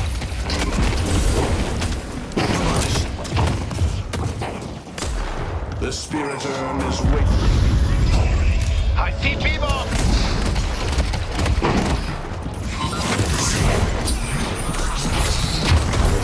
There's a lot going on here. I wish it didn't have to go this way. Soul Jar is here. Alright, now 3 people are dead. 4th might die. You totally get the walker this time, right? I have to be willing I see Ghost. to teleport.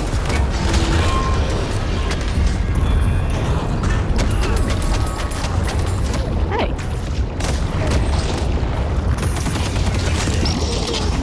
This needs to work. At least I got my ult off. I gotta go heal. Sentry could see me now. I like Pocket's kit a lot. Mirage is okay. I don't really get Mirage yet. Partially because they're kind of a tank and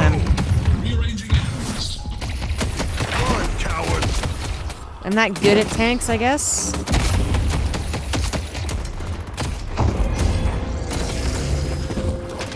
But Pocket, I think, fits me pretty well.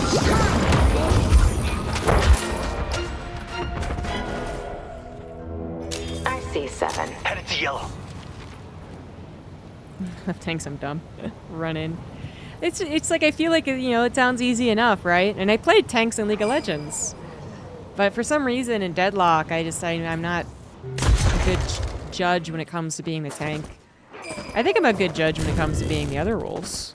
Whether or not I should engage or disengage or lead the fight or not. Green Whatever. Walker is under attack.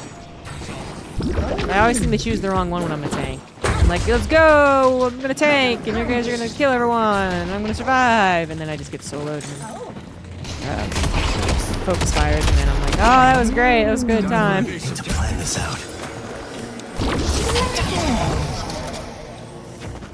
Haze is coming for them.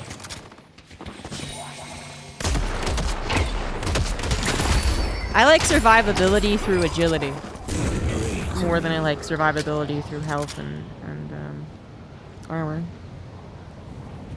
Which really is not the usual, actually. In League of Legends, I played tanks, and then in World of Warcraft, I played tanks. Something right, Captain. Thank you, Seal Pup, for the 62 months.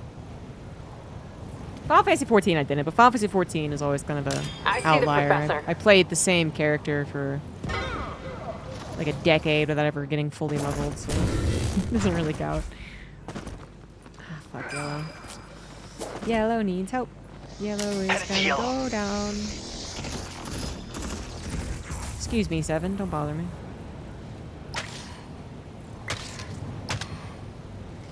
Well, yeah, I mean, I'm not saying that I need an agile tank. Our Blue Walker is under attack.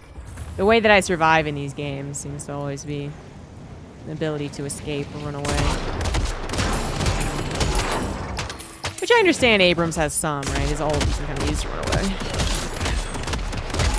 Same with Mirage, he's a couple of runaway options. But it's not the same as being, I don't know, Wraith.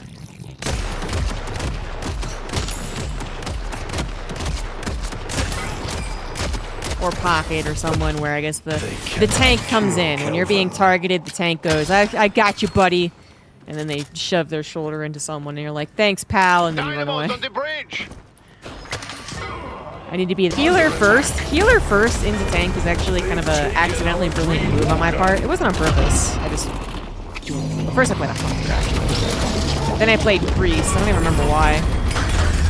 Edginess, I guess? Like, all my friends and I were, you know, gonna finally play together on the same server. And I guess, I was like, you know, no one ever plays Priests. And there's honestly kind of a reason for that.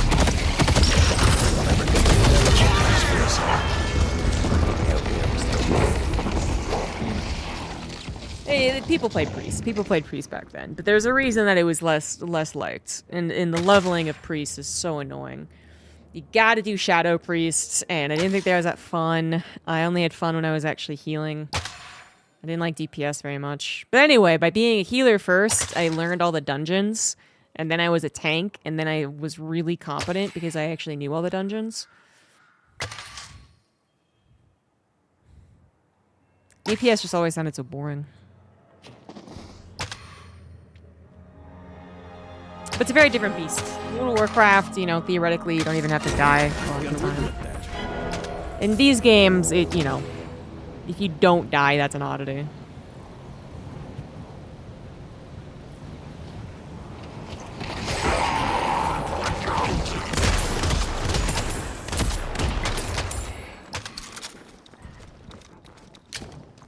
It's a good strat.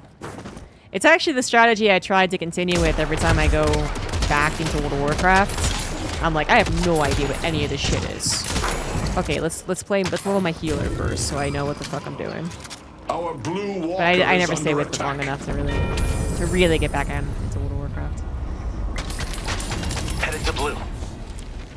Believe it or not, I'm not a sweaty nerd enough in World of Warcraft. Everyone out-levels me by like 2 or 3 times my pace. I don't even know how. I don't know how you're bad at leveling, but I am. And then everyone's like, yeah, I logged in to do my dailies. And I'm like, fuck, I don't want to do that every day. I used to.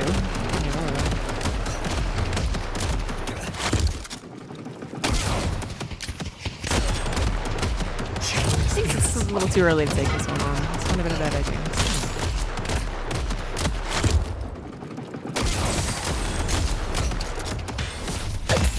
They won't expect this. And now I feel self-conscious being a healer in anything because it's a stereotype where women are always healers. A lot of my life growing up was doing the thing that people... I mean, not really. I'm not going to say... Like, this isn't that dramatic. This is not me, like, being a punk and being a rebel because I wanted to change people's expectations. But there was always a little bit of that, like, I'm going to do what everyone doesn't expect. And if someone expects it, then I get really, like, I'm, like, angry at it.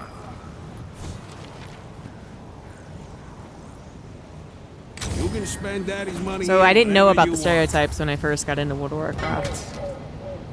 And all my friends were women, so, like, to me, like, it didn't even exist, right? Because I was the only healer, and everyone, every other of my woman friends had chosen some other class. Hunter, druid, shaman, something. And I've tried to lose that a little bit. That little bit of like I have to be a special snowflake, but it still kind of exists actually. I must be a special snowflake. She's trying to kill me. Damn it! I was hoping she would die, but they got distracted by 7.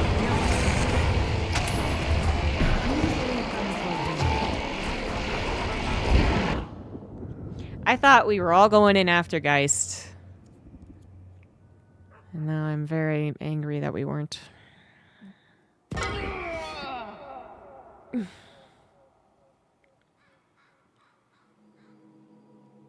You were aggressive as the healer.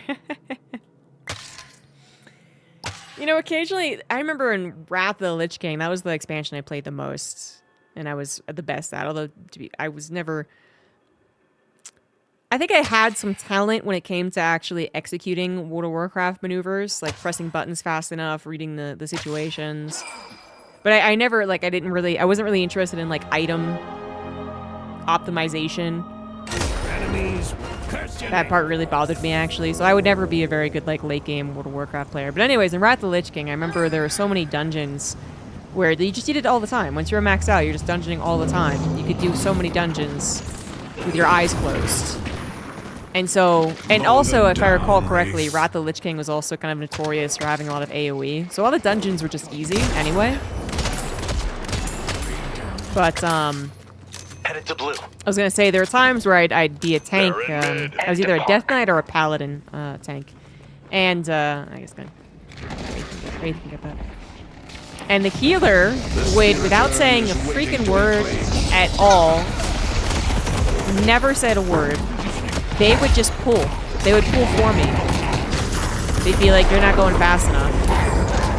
As I tried to lead the charge, they'd use like their sprint or whatever ability they have to still get ahead of me or some shit. And I'd be like, hey. But honestly, it happened a lot, and a lot of the time it was kind of welcome. You know, initially I'd be like, what the hell are you doing? Like, this is gonna mess everyone up. And then it was just so easy that I was like, oh, okay, never mind. And then the dungeons were so easy. It was like anyone could pull at any time. We were pulling like entire rooms. And... oh, bad an eye.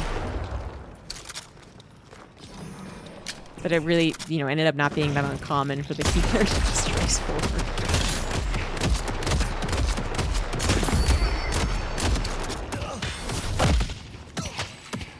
Our blue walker is under attack. This case is full of surprises. Whee! I'm here. I'm helping. Time to be clever.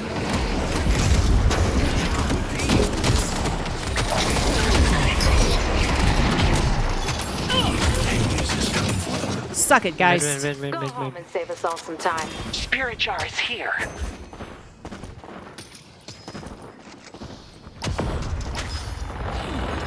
Yeah, I remember when I was healing, after I got used to that setup, I started doing the same thing, and the tanks didn't mind. And I also remember that I just had to do so little healing that I was bored a lot of the time, so I would just do DPS as well. You know, like, why not?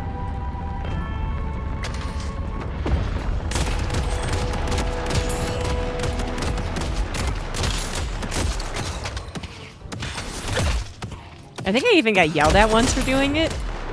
And I told them, I was like, there's nothing else for me to do. You guys are not dying. And the guy was really stubborn and was like, well, that's not your role.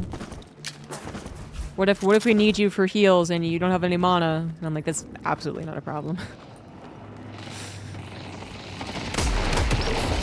Yeah. He's a weakness.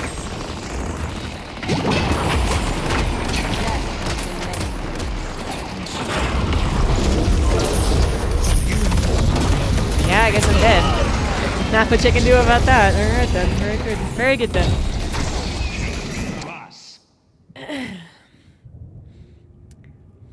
The reason I think I had some talent, though, is that I did do a lot of dungeons where I was complimented.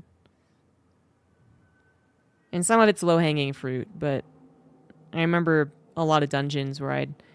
You know, when shit really hit the fan, it was so exciting. You know, that was the change-up. That was the difficult part. That was when you felt like you were in the flow state and you were just, like, zip-zooping all around on your buttons. You know, someone pulled, like, a boss in the entire room or whatever happened. And I was like, pressing all the buttons. And then they'd be like, damn, he did really well.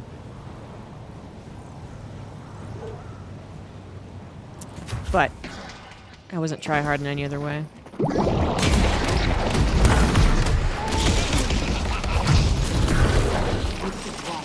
Which actually kind of makes a lot of sense, actually. I mean, I don't think I'm ever an intellectual type anyway. But I liked when I pressed the buttons really fast in World of Warcraft. And then when I was addicted to World of Warcraft, StarCraft 2 came out. And I started playing more StarCraft 2. So I think even... I remember, like, you know, all my Battle.net friends, right? They'd see me playing StarCraft instead of Battle.net, they'd, like, message me. Because I like the button pressing part.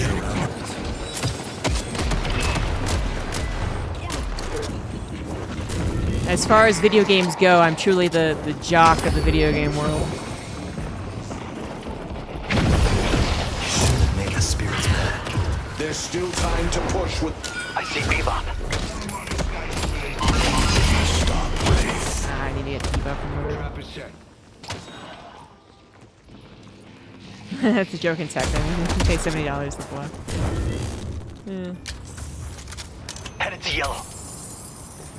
I think that's really what limits me from getting into a new game, is really how much mental requirement there is. As a barrier to entry. The thing is that, like, once I really enjoy the button pressing part of the game, then I will be eventually interested in the intellectual part. Without this case, I'd be dead. So I think that's... It's, like, fighting games actually have a bit of a barrier of entry for me. Like, you could just button mash, right? And that's pressing buttons. But I know that's not really playing the game. Whoa.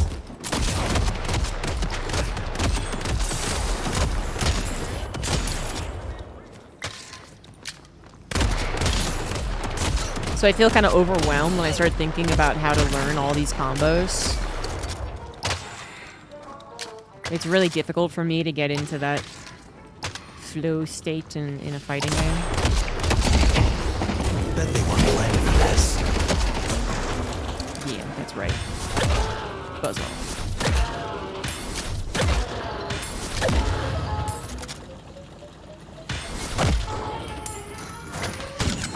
Our yellow Headed to yellow. is under attack.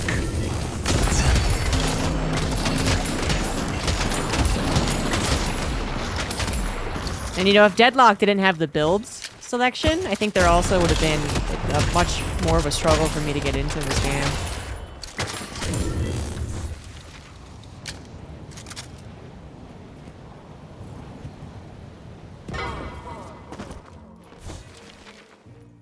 Here's your Yeah, chance I've to never shape really your gotten destiny. that. Pull back. Tape maybe? I don't know actually. Yeah, but I've never really gotten that satisfaction from fighting games. So seems like I'm not going to be a fighting game person. Although I really do like some fighting games. I mean, I really like Marvel vs. Capcom. I'm still waiting to buy it though, so I say that, but it's hypocritical maybe. I'm still waiting to buy it, but you know they announced that Power Stone's going to be in the Marvel vs. Capcom bundle thingy, and I'm really excited about that too. I mean, as far as fighting games go, those are definitely the ones that I actually played. Like, I played Street Fighter in the arcade when my brothers and I went in, like, Ocean City, and then I was bad at it. And played some Tekken. Korea actually really likes Tekken, so I played Tekken with, like, Tasteless a couple times. We hung out. But those were really the games that I was playing when I was younger.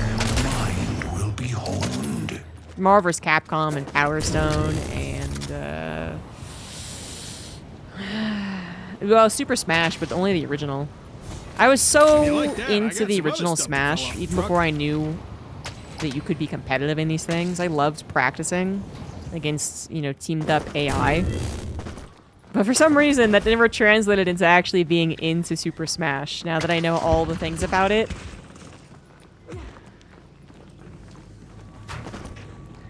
Any games that you like to play that you're bad at? I actually believe that I am more so bad at games than I am good at games. Just from... It was like he's fighting me, but where the fuck is he? Guy dropped out of the sky like a goddamn... seagull. Just swooped down on me. Anyways, but yeah, just based off of like times that I've played other games with people, and then I see them kind of naturally pick up on it. Mid-boss has arrived. I don't think I actually naturally pick up games too well. Hello. Headed to park. Some I feel I'll be ready. Immediately good at, but it's far rarer. So as far as games that I'm bad at, I play a lot of Northgard, and I'm really bad at that game. Whenever I play with anyone else or against the people, I die horrifically.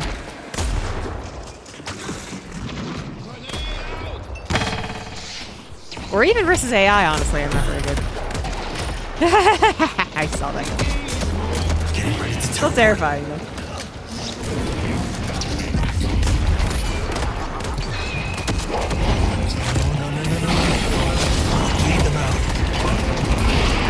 Oh, Jesus. No, no, no, no, the shelter! Fuck off!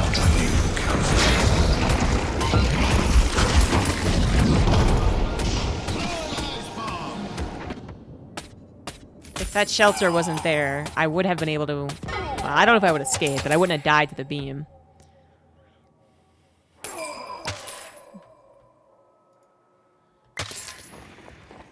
Power Stone from the Dreamcast? Yeah. For sure. Let's go mid.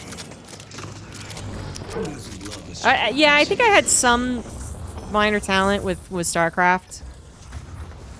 Like, I'll admit to that. I don't think it was a lot of talent. Like, I don't think I was ever destined to be a pro gamer. But, you know, I never really tested it because I never put in the hours. But I will say that I had some talent with StarCraft because I got it pretty quickly. And I didn't require a lot of games to get pretty good. The Rejuvenator is descending. But, you know, I play Warcraft. I've been playing some more Warcrafts lately. 2v2s, and I'm pretty bad at that. Good work, everyone. Come back if you need anything else.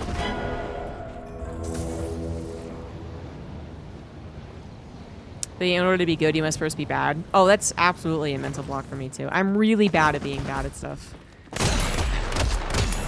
I definitely resonate with the, like, talented youngster who didn't really have to work very hard to get a lot of accolades and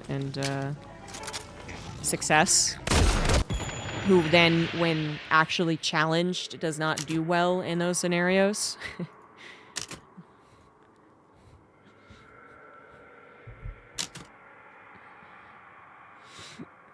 What are the things I put my 10,000 hours into? Well, there's things that I've probably put 10,000 hours into that I didn't put dedicated 10,000 hours into.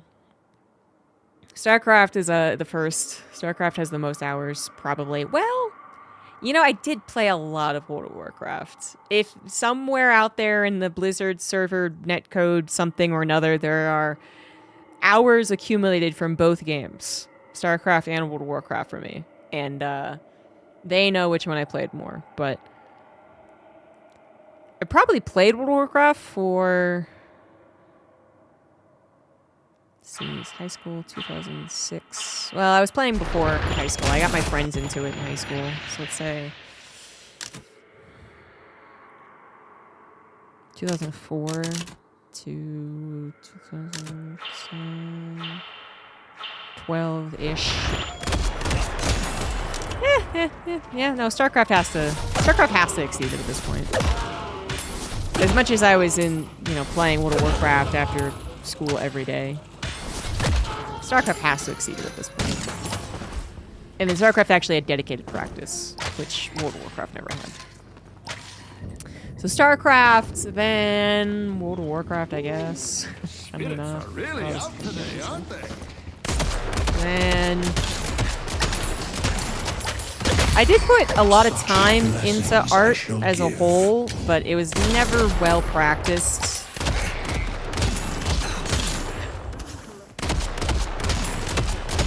So I think I'm a very bad artist. It saved my life before. Hades is coming for them. Are you a winning team?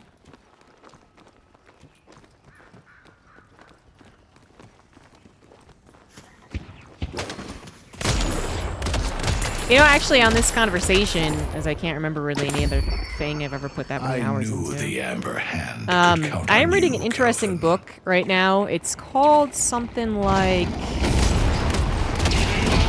The Comfort Problem, or something like that.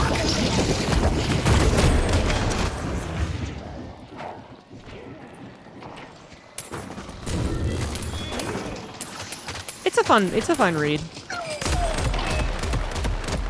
It's got a little bit of that, like, not even a little bit. It's got a lot of that, how do I say? You know when you read a book that's kind of, like, supposed to be scientifically based?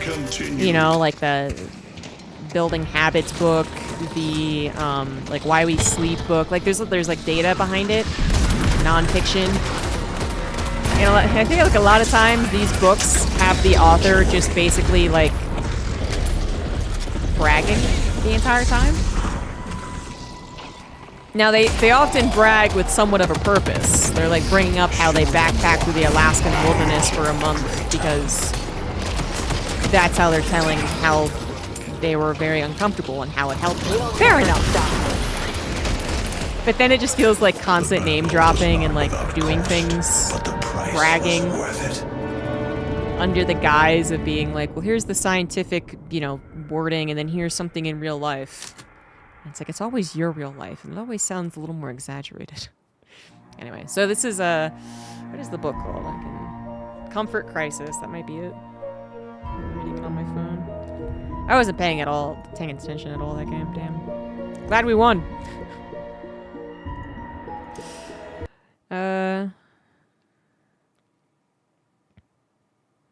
Yeah, the comfort crisis. Yeah. So the gist is that humans have gotten too comfortable. That's the gist. The gist is that as humans, we have had far more time being uncomfortable and in a state of discomfort than we have being comfortable. And so much of our much of what makes us us is the strive to make ourselves more comfortable, to find comfort in a world that is full of discomforts. So, very obvious examples, like we never were comfortable when we were, hunter-gatherers, right? We barely had shelter. We barely had steady food. We didn't have fancy footwear or good beds or air conditioning or anything like that, right? So usually the goal was to find whatever can make you actually comfortable. And a lot about, how that makes you resilient. So there's, they reference how studies have shown that when you ask like groups of people and you segment them into a group of people that had a lot of difficulties in their life versus those who would say they didn't have a lot of difficulties. So their parents didn't die. They went to good schools. The worst thing that ever happened was that they lost a pet or something, right?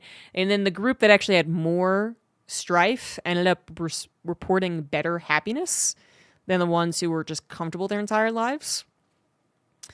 Yeah. Which I think there's another whole theory around that kind of conversation. But this one frames it from a comfort point of view. Comfort, discomfort. Not sure I agree with the author there. Well, these were studies that were done, so I don't. And studies can be manipulated and twisted and all that, so definitely take it with a grain of salt. But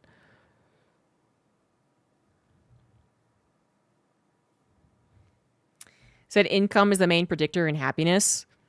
Yeah, I do think anytime someone says money doesn't buy happiness, it's mostly bollocks. But I definitely.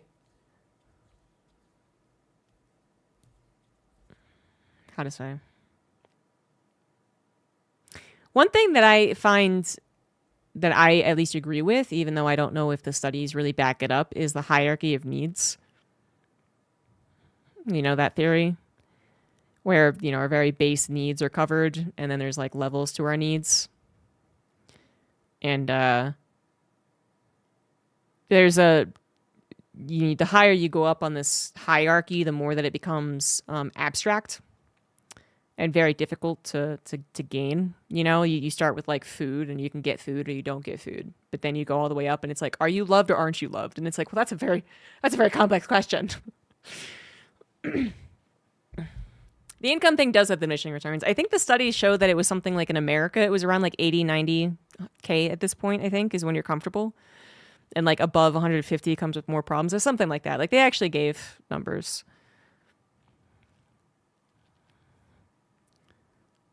Yeah. But I think so again, like this author, is showing the comfort discomfort thing a lot right now by talking about how he went on a Alaskan hunting trip with this guy and his two friends who were really into this whole notion of being uncomfortable on purpose. And they even like adopted a Japanese word for it, like miyogi or something like that. So they go on miyogis. So literally this guy, okay, so the guy that he's mostly referencing as far as his dialogue partner and his research example, I guess, I don't know, is this guy who's like a fucking genius, actually. So again, this just feels like bragging, right? That he's friends with this guy who, let's see, he was an excellent athlete. Then he got injured. When he recovered from his injury, he still wanted to be competitive and drive himself to do something really impressive. So he became a marathon runner. Then he got sponsorships. Once he was done with that, he went and got a medical degree, not because he wanted to be a doctor, but because he thought it would be interesting. Then used the 2 degrees, I think, that he got to get into like sports, not sports therapy, but sports, I guess therapy, but like more not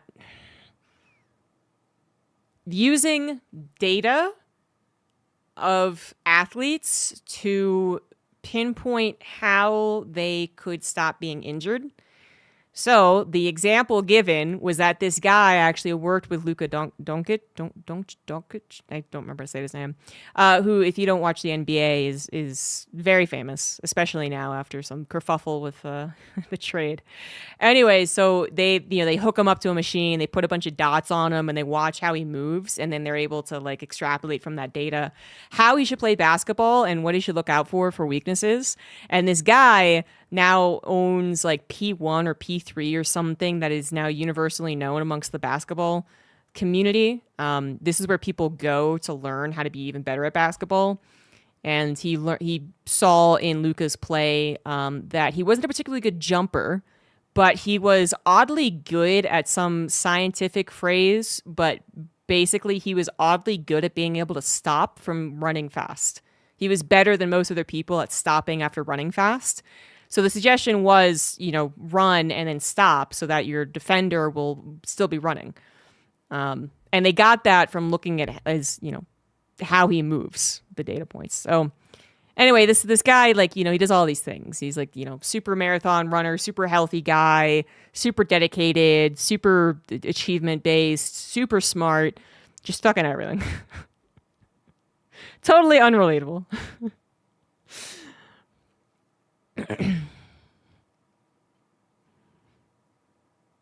So anyway, this guy, he really believes in this whole idea of being purposefully uncomfortable. So he gets his friends to go with them, and they did crazy stuff. They paddleboarded the English Channel, even though they hadn't really paddleboarded very much.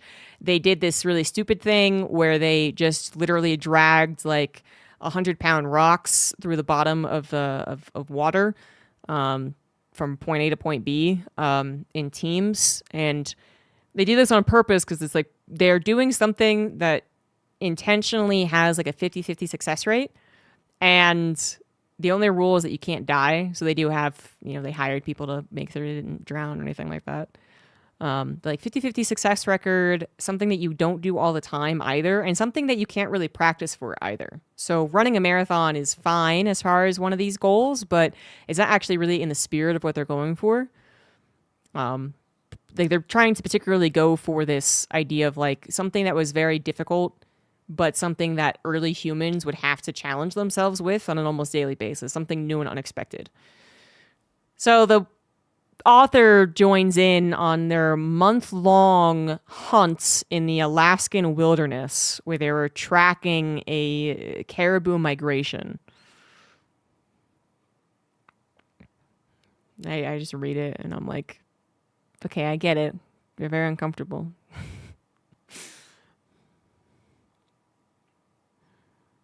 Where do they fall on the humility scale? I don't know. It's because the author isn't this guy. The author is friends with this guy. So it doesn't sound like they're very humble. But I don't know. It sounds like a guy who wanted to go on Ocean Gate. Yeah, probably. But yeah, he believes strongly in making yourself extremely uncomfortable at least once a year. But I don't think it's hypocritical or anything. He is rich. Almost certainly he's rich, right? With everything that I just talked about. Almost certainly he's extremely rich. And he is able to take a month off and then buy all the gear that would be necessary for trekking the wilderness and all that good stuff, right? So certainly this guy is full of privilege. But I don't think the idea, the theory is just not something that I'm opposed to. The general idea that getting back to kind of our basics, our roots is good. And two of the times that I felt the most proud of myself have been starting and accomplishing something that I didn't really think was something I could accomplish. So I was never a runner at all. I hated running. I could run if it was a sport, if I was distracted and it wasn't just running, but I hated running. And then it was something that I always felt like was out of my reach. But then just before COVID, I got really into running. So I went from being able to not even do a mile straight to, starting to do 5Ks every day. And that was an immense feeling of satisfaction and accomplishment. And I felt like I could do anything from that point, right? I had overcome this hurdle. And it's not something that necessarily happens all the time. And it's really difficult to continually think of something that's new and difficult that you can really put your mind to. So often we're just stuck in a rut. We just do the same stuff that's easy. And not because the idea of doing something hard is totally unappealing, but even doing the thing that is hard. You know what I mean? It's even making the time to work out 30 minutes a day to eventually get to that 5K point. It's kind of difficult.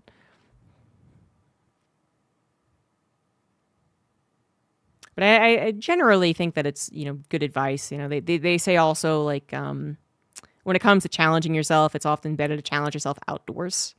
Hikes are better than treadmill runs. And I think that's pretty universally true as far as the whole happiness thing goes, getting out in nature, seeing trees.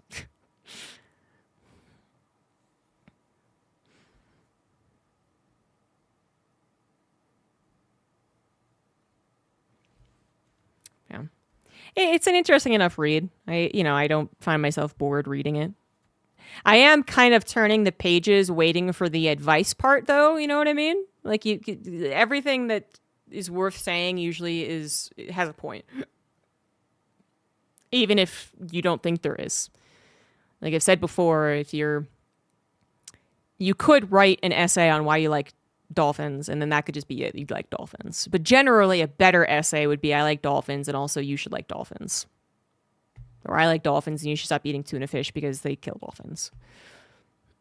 Like, there's a point. And I feel like right now the book is like, so you understand, right? You really, really understand, right? You totally get what we're saying, right? You really get it. Okay, you really do. Okay, good. And I'm like waiting for the time where they're like, and here's how you can start in your life where you're not a millionaire who can go on a backpacking trip for a month. Yeah. Yeah. It's one thing like the Habits book, the one that everyone recommends, Atomic Habits. It was pretty good at least giving you it gave you examples of other people a lot of the time, which was nice. It wasn't just the author bragging. But it also, almost every time, it was given some type of advice. So every chapter in that book was something that you're supposed to write down and remember and do.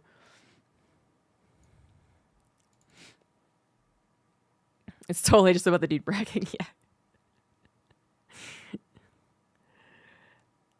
Yeah, I mean, I think I feel like I'm 25% into the book apparently, and I feel like I've already gotten the gist.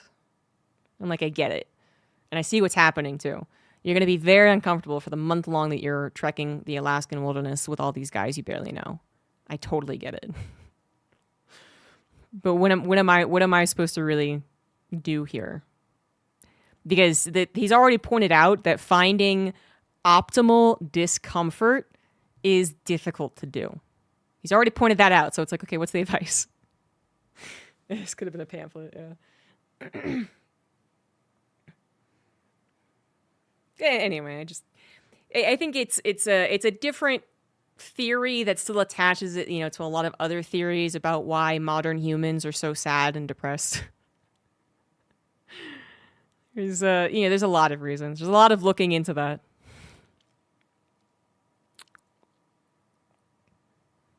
Another 5 years, I'm sure we're all going to be living very uncomfortably. Like Mother Russia.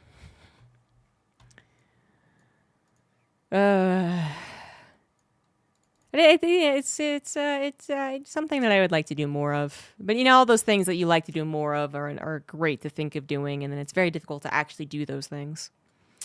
So I think, making yourself hike every weekend, if you can, is actually very healthy, physically and mentally. But do I do that? No. Do all the people on Tinder who say they like hiking actually do that? No. It's like Coach McGurk said, if something's too hard, it's not worth doing. Yeah, it's mind-boggling that so many Americans live paycheck to paycheck. I did my taxes yesterday. That is to say, I organized the information to hand to the person to make it as quick as possible. So I have to spend the least amount possible. Anyway, and I am consistently amazed that I make more money than the majority of Americans doing what I do. Now, I think this year that'll be different. I think this year, if you looked at my pay stubs for the 3 months that have existed in 2025, it's not the case anymore. But in previous years, I make more than the average American. And it just doesn't sound right. It's not something that I feel like is worth bragging about. It just means that half of America is woefully underpaid and very bad. Yeah, money bags, yeah. I actually made, I think, the most money I have pre-tax last year, but it's false. It's a fucking lie. It's a goddamn lie.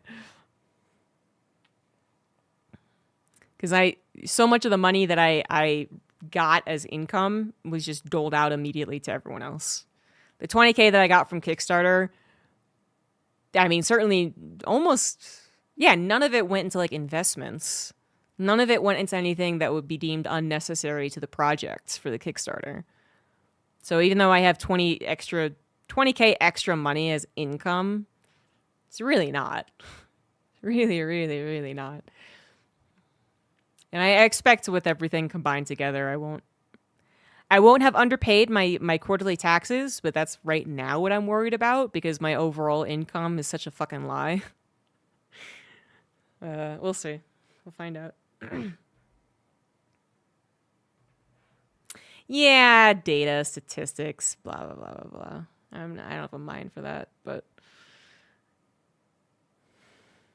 median is 40K. There you go. And that just seems so freaking low. That's absurdly low. I mean, that's not enough to rent an apartment in a lot of places.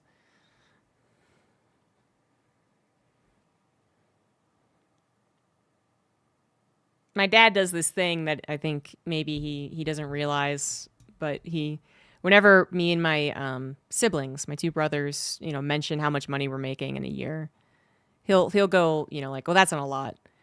And initially that just sounds like a dick thing to say, right? Which is kind of what I was thinking the first time he did it. I was like, well, that's just rude.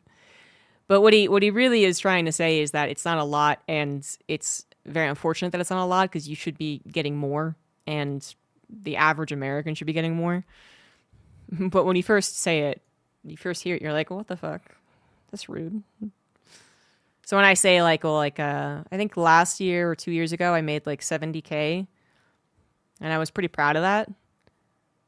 And my dad was like, well, that's not a lot. Hopefully you do better next year. And I'm like, well, okay, I guess.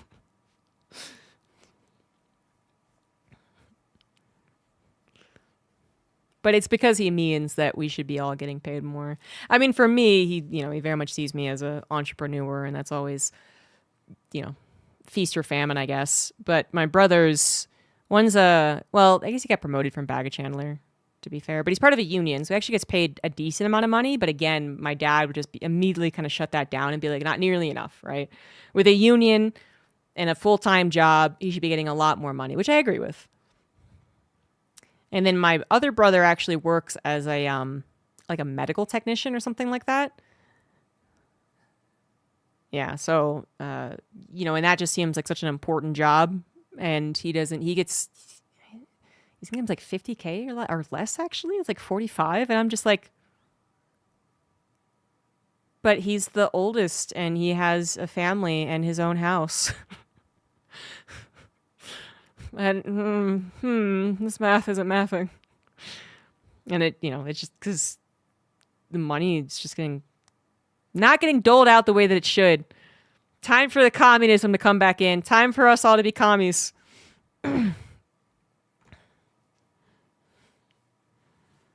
Average childhood experience scale, 0 to 10. People who score 4+ have a 1,100 increased risk of suicide. Wow. Good dad is the age always get more. Yeah, but it's the framing of the words that was kind of off. But once I understood his meaning, yeah, it was better. Or like even my sister-in-law has like some big girl sounding job where it's, regional manager of something or another. I don't know. And it's not like regional manager of like a Walmart, I guess. It's like, she's actually a project manager, I think. She's a project manager. Some like tech company. Something like that.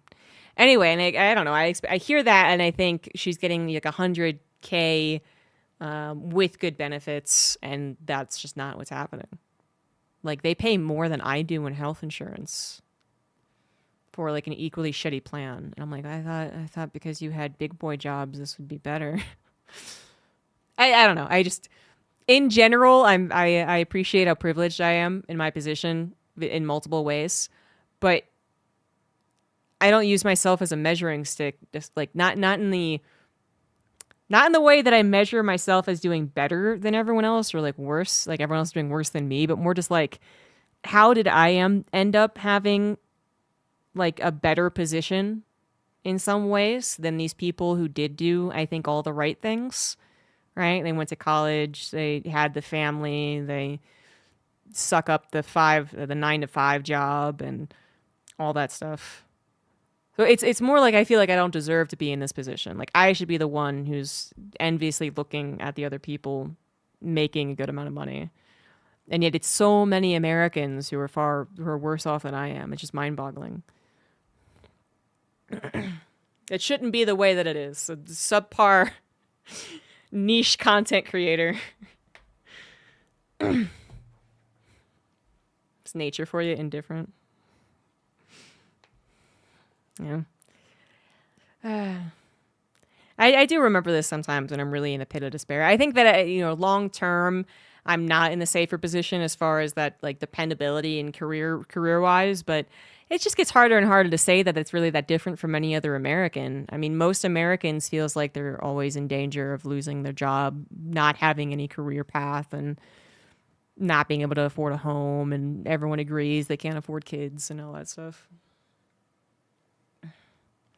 It's very true, Frog on Unicycle Vape. And the amount of people who I've heard who are like, I don't think I deserve it. My dad is actually the same thing, actually. My dad had the easiest job in the world, especially the last couple of years. Like, he would literally come home and complain about how there was nothing to do, but he still got paid an actual salary. So he just like did nothing for most of the day. And he's in a wonderful position now. And he did work his ass off when he was younger. But yeah, watching, he's kind of the same opinion. He's like, I don't know if I really deserve it. He says that it feels like a cheat code in life right now because he's retired. He's retired. He's healthy. He's got a decent amount of money for the retirement. And he gets to do whatever he wants. And he's always talking about how it feels like a cheat code. But he's also a boomer, and they kind of had a cheat code birth. They went through the whole,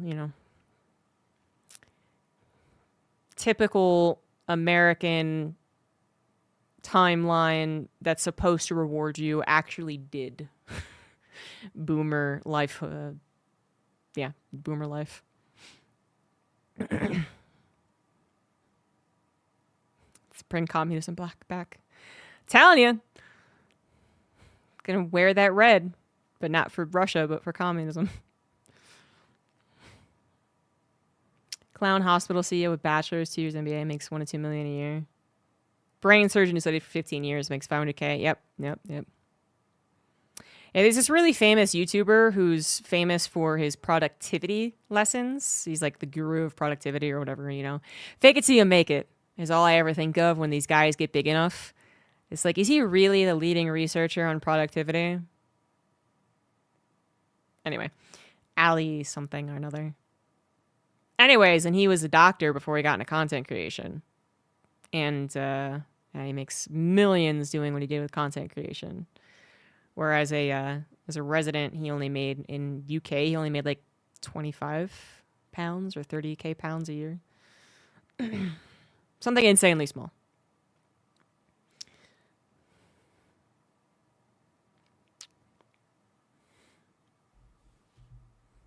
It's so we're gonna get into politics if we do it on this path, but I think of the crazies that wear like better Russian than Democrat, and it's red, and then Russia was known as communism, and communism was bad, and the Red Scare and all that, and it's like you should hate Russia, but not because communism, but then they would still abhor communism but love Russia. It's a whole.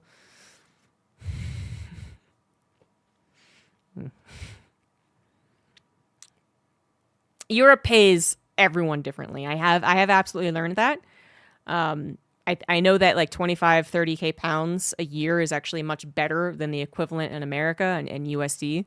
Still, for a resident you know, someone who had put in all the years in medical school and who was, you know, a year away from becoming like a fully fledged doctor or whatever, still seems really, really low. And they're often the ones like that are extremely overworked and tired and working night shifts and shit like that. Anyway, it makes a lot of sense. You know, he talks about how like that's, you know, the difficulties of it, some of the reasons that he moved careers. But it's just, as he said, the effort's not necessarily rewarded. What game am I playing now? Now I'm just winding down on the stream. And I should have changed the just chatting, but I'm lazy. Just winding down and complaining about the world. Ooh, what's really cool though, and so I expect most people in chat will find this cool, I guess. We'll find out quickly if someone doesn't. But Bernie Sanders and AOC are coming to Denver on Friday, so I RSVP'd, but there's going to be a huge crowd. I think it'll actually fill up whatever building they're in really early on. Like the doors open at 4, and I think it'll be crowded at that point. But I will I'm going to try and go. Yeah, I mean, I think the problem is that there's no perfect person, right? So now really get into some politics talk if you wanted to. The thing is that I think, you know, the problem is like allowing people to have the human problems, you know, we don't agree with them on everything, but we agree on like some really basic important points is more important. So yeah, I mean, I think I definitely did not like the Bernie bros back in 2016. I'm just going to say it. I thought that would be really fucking annoying. They actually did kind of turn me off for wanting to vote for Bernie Sanders. But I did in the primary. But if I didn't, it was because of those chuckleheads. God. But and then Bernie, I think also is I don't know if I necessarily agree with this idea. It's very difficult to tell, right? There's a lot of people saying that Bernie's totally correct and that we should be getting like really, really left, like farther left than America has ever been. It was just still not that far left, I guess, compared to the rest of the world, but still. When that's a very like I would agree with that as far as my personal belief, right? But as far as he would have won the presidency, this is how the Democrats need to go as far left as possible, like trying to hit the middle people isn't working and is actually ticking off your base. That I'm all kind of like, I don't know if that's really true. Anytime I think of whether I know the American population, I'm like, well, I think I know what people, and then I just stop right there and I'm like, wait, no, I don't. If I knew the American population, then I would never have had so much optimism about the presidency. The presidential race. But it just feels like there are, you know, like Reddit online video gamers, you know, the non right-wing Joe Rogan ones anyway. A lot of them will be like left, go. But then you talk to a lot of people or like the actual polls that are taken about, you know, what the policies they want. It is still very moderate. It is. So, you know, I do not believe that Bernie Sanders would have won the presidency, even without any Democratic Party interference or whatever. I think that's overblown. I think people who say that are just, I don't know, living in a black and white world. Yeah. Like, I don't know if they're actually wrong. I wouldn't know, but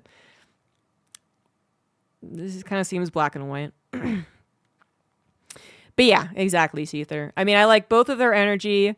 I do agree with a lot of their ideas, even if maybe the overall America doesn't. I do agree with particularly like AOC and my energy, I think can be quite similar. Like I would love to be as smart as her and be able to be as aggressive as she is. Cause I'm aggressive to the internet all the time. That's how I converse with dickheads aggressively, but I don't do it in a political setting.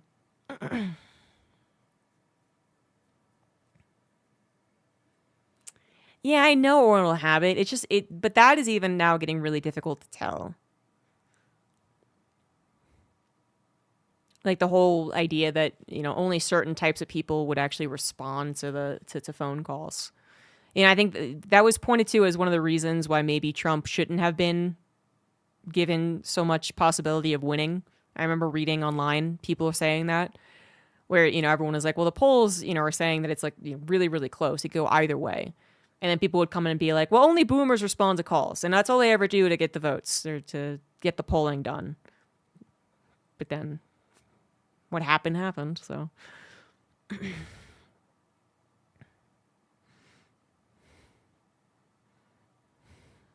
Thanks, Ether. Watching liberals in real time, realize Democrats are useless. I also have trouble totally going on that side. I mean, I think Schumer is fucking stupid. I think there are plenty of bad Democrats, of course. But it's such a fucking goddamn annoyance that because Republicans show a unified front and because they've already overstepped the boundaries of absurdity, they're not criticized nearly as pointedly or as importantly, I suppose. Their base is their base. Whereas anyone other than hardcore Republican, I guess, anyone else who identifies it as anything else has so many bugaboos that would stop them from voting for, the quote unquote greater good. And that's just, yeah. Like, I don't see a world in where, people who are actually rational will all decide to vote for Democrats. And that's both a blessing and a curse, right? Because you shouldn't just be a monolith and you shouldn't just have a cult that follows one political party or another. But on the other hand, when the other party keeps on taking steps backwards into like fascism and shit, you kind of wish that everyone would just be like, well, I don't agree with them on this and I don't agree with that. And I think they did that wrong, but I'm still going to vote for them. And the more that we watch politics unfold in America, the more it's conundrum. Like,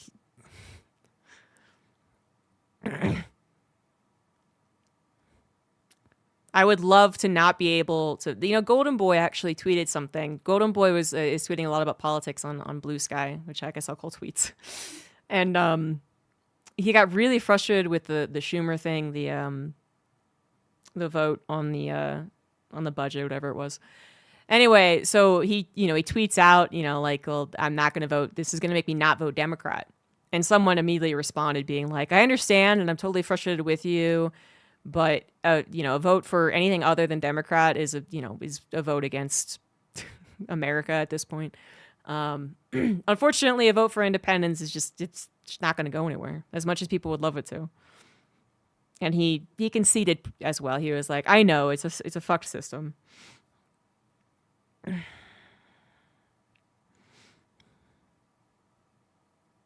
Bernie called himself a kind capitalist back in the 70s. Phrasing is everything.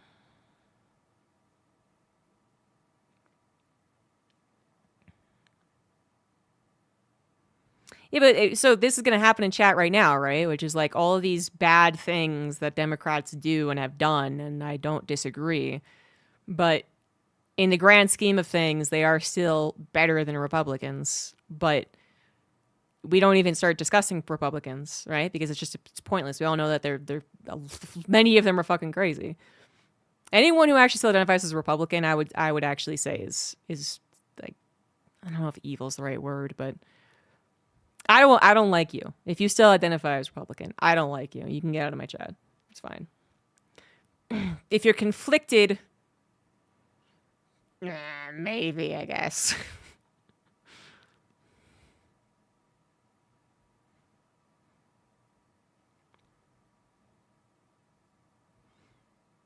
Yeah. I do like what Mexico's doing.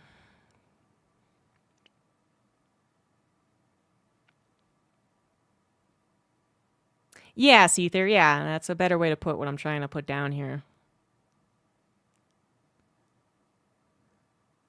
You think so, Frog and Cycle Vape? I don't know. I don't know. I go between, dread.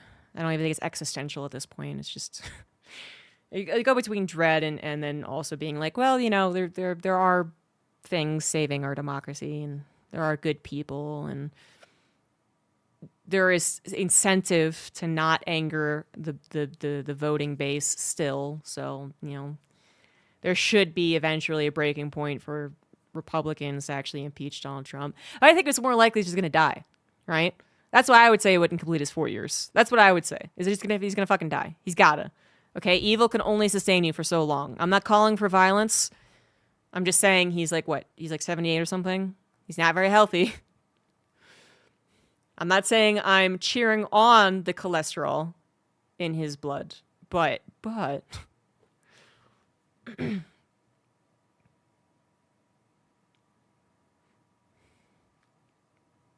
20 months until midterms, yeah. Well, they got the 2 special elections that people are really buzzing about. The Florida one absolutely seems unlikely, but is it Minnesota's the other one?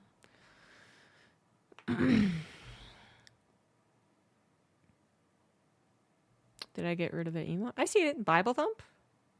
Oh, I see Bible Thump.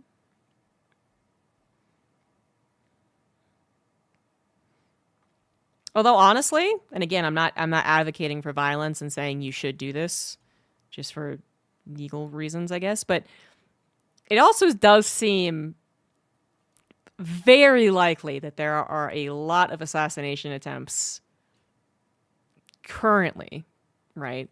There's ones always planning, probably, for any president that's ever lived. There's got to be hundreds planned at any time. And that, you know, 1 or 2 might actually be effective. That also seems like a real possibility, considering it was already attempted pretty close twice in the last year.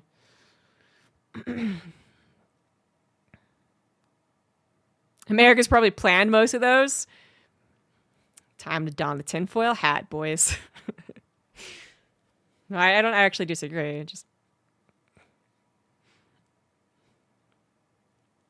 There's so many angry people. I mean, angry, vengeful, feeling very justified at this point, literally have nothing else going for them, right? More people lose their jobs and their livelihoods, the more that they're going to reach that point. Like, it's just so much, right? Yeah, right, Frog. But then you get invited back. Like, they've rehired so many people, and they're rehiring them and then, like, sending them into buildings that don't even have, like, desks and chairs anymore. Like, oh, my God. It's so stupid. He just really is an healthy person. Well, I think, yeah, but I think either option's more likely than him getting impeached or running out his term as president. America tried to assassinate one guy over 600 times. Wait, who?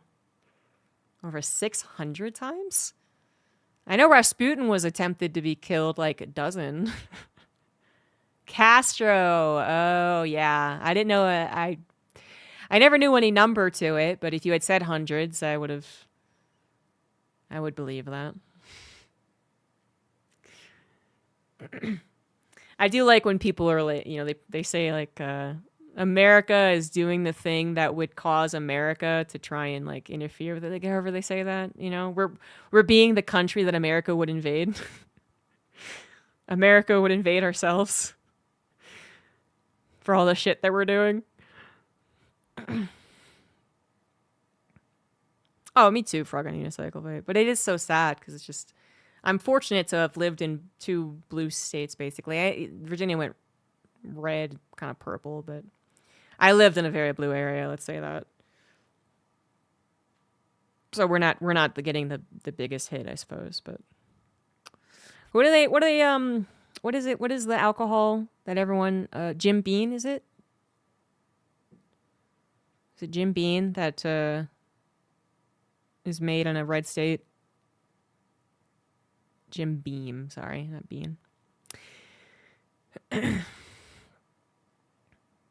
Enough talk, I embrace the 51st state. Just causing fighting with Canada is such a fucking.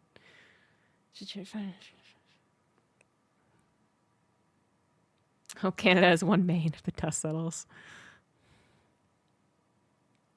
Yeah. Well, who knows? What's fun is living in a constant state of anxiety. Because you don't know what is actually going to be acted upon and what isn't.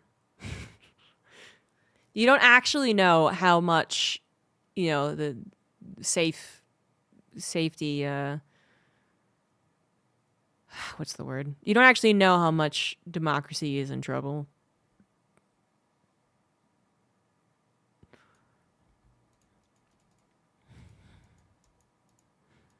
You're just like, well, he definitely did something undemocratic, but, we don't know if that's really going to go through. Maybe there will be repercussions. It's the only country to successfully take over the White House. Did you see that the fucking White House spokesperson, when asked about, like, France or something like that, they were asked about, like, Europe's overall hating on Trump. I don't know what the fuck it was. But she actually said what people jokingly say all the time, at least most people are joking, which is that if it weren't for America, France would be speaking German. Which I have said jokingly. Every American has done that stupid bravado thing. But some Americans really believe in it, and others are just being ironic, I suppose. Same as if you wear a t-shirt that says back-to-back World War winners, Some people are very, very serious about that. But anyway, just the response I thought was pretty good from at least one commenter, which was, if it wasn't for the French, we would be speaking English. Which I thought was pretty funny, referencing the Revolutionary War and them helping us. But I found it funny. I gave it a chuckle. Yeah, not to mention as soon as oh my God, I don't know how to have it. As soon as I did it, like so 10 years ago when I was traveling internationally, I was definitely more ignorant, but I knew that America was not exceptional. I was all totally on board bashing America. I didn't care. But I definitely would have said like, the whole like, you be speaking German for us. And I think initially people, they jumped on it and they were like, well, actually, here's a historical knowledge for you. And I'd learn something and I'd be like, oh, that is okay, neat.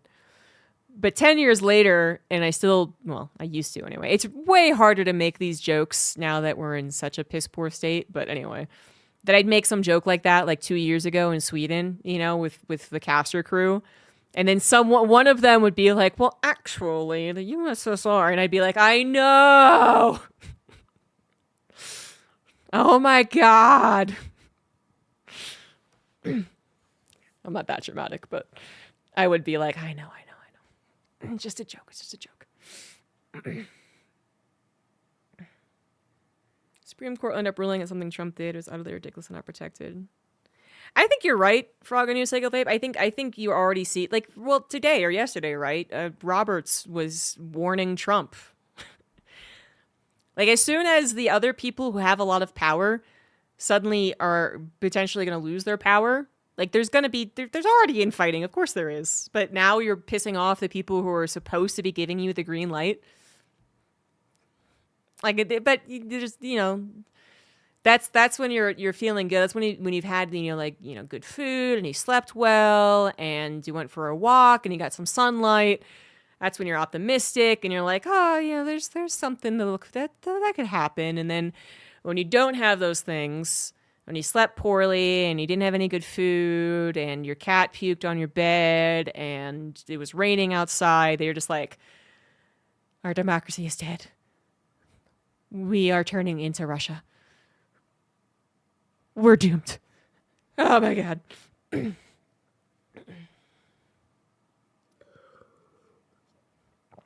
It's really fun. It's really fun doing this all the time. I think we should give France back the Statue of Liberty.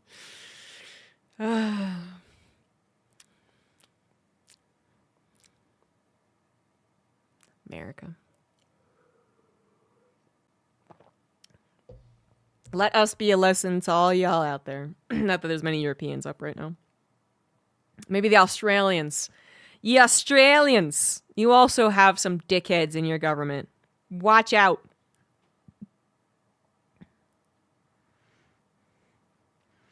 All right. Now's as good a time as any to call it a day here. You got a little bit of politics. No one came in as a troll. Very proud of you guys. I think we had some safe discussion here. No one got angry. I'm gonna leave you with Paulo. I know it's an actual thing. I know, Yofro. I think they should. Yeah, I'm gonna leave you with Apollo for a couple of minutes, and I'll see you guys tomorrow for an afternoon stream. No D&D until I get back from Korea and Japan, actually. So it's another month-long hiatus. Okay. Thanks for hanging out, guys. I'll catch you tomorrow. Bye-bye.